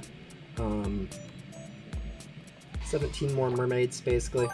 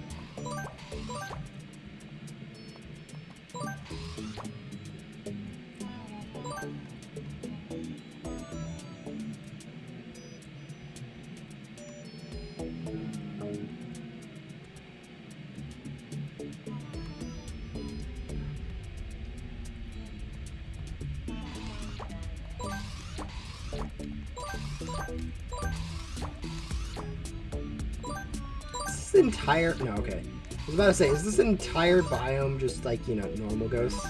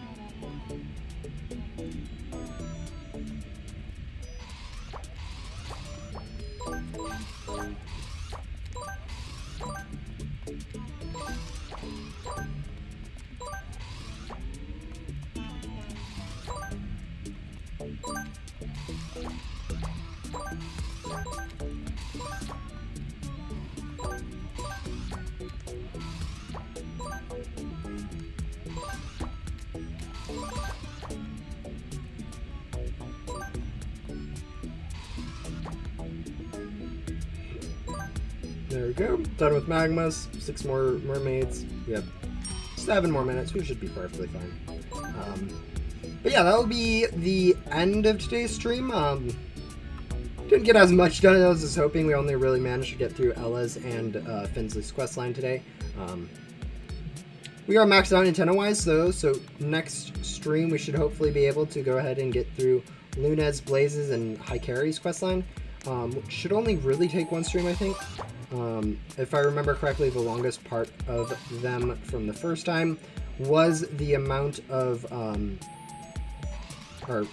active tokens we had to go ahead and grind for upgrading our pack and back. Which, if you guys haven't been paying attention, we have already basically enough to go ahead and grind for a Rainwave if we wanted to. Actually, no, I think we could even grind for a Twister if we wanted to. Just, you know, a ridiculous amount of active tokens already, so we don't need to actually worry about buying those. Those are pretty much, or those are already instant completed. As long as we have the thing bought, otherwise it will be instantly being able to purchase for pretty much 0 active tokens. So that should be the main difficulty of those 2 quests done, and then should easily be able to go ahead and move on to. That is assuming this next quest from Bella was an instant complete, which it is. We have to grab 40 more doubloons, which, you know, I think you guys know how item collection works. You burn a loot gum, you grab a few ghosts, you're done.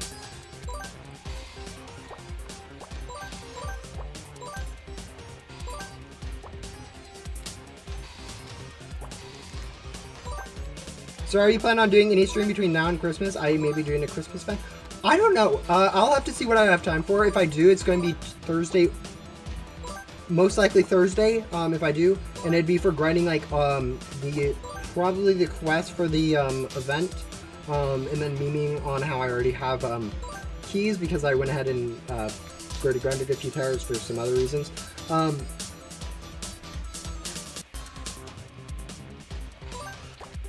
But yeah, it'd be me grinding some quests. I don't think I'm going to go ahead and do that. I don't think that'd be super interesting.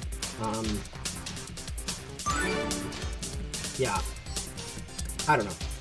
If I was, that is what I would do. But yeah, there we are. we are done with Finsley and Ella. We actually got a new pet, I think. I don't think it's useful stat-wise because it's going to be the same exact stats as the other 20,000 pets we have. All of these 5 pets are the same exact stats, and so we are only really going to be using these 2. But yeah, that is going to be it for this stream. I know we're going to be ending just a little bit earlier than I generally do. I generally go until at least the 30, but I think we are done with everything we need to do now, so might as well wrap it up.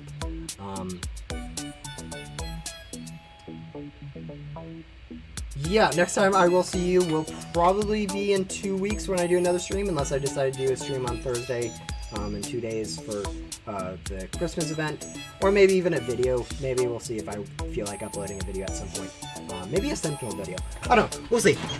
No real ideas. Definitely by in 2 weeks though.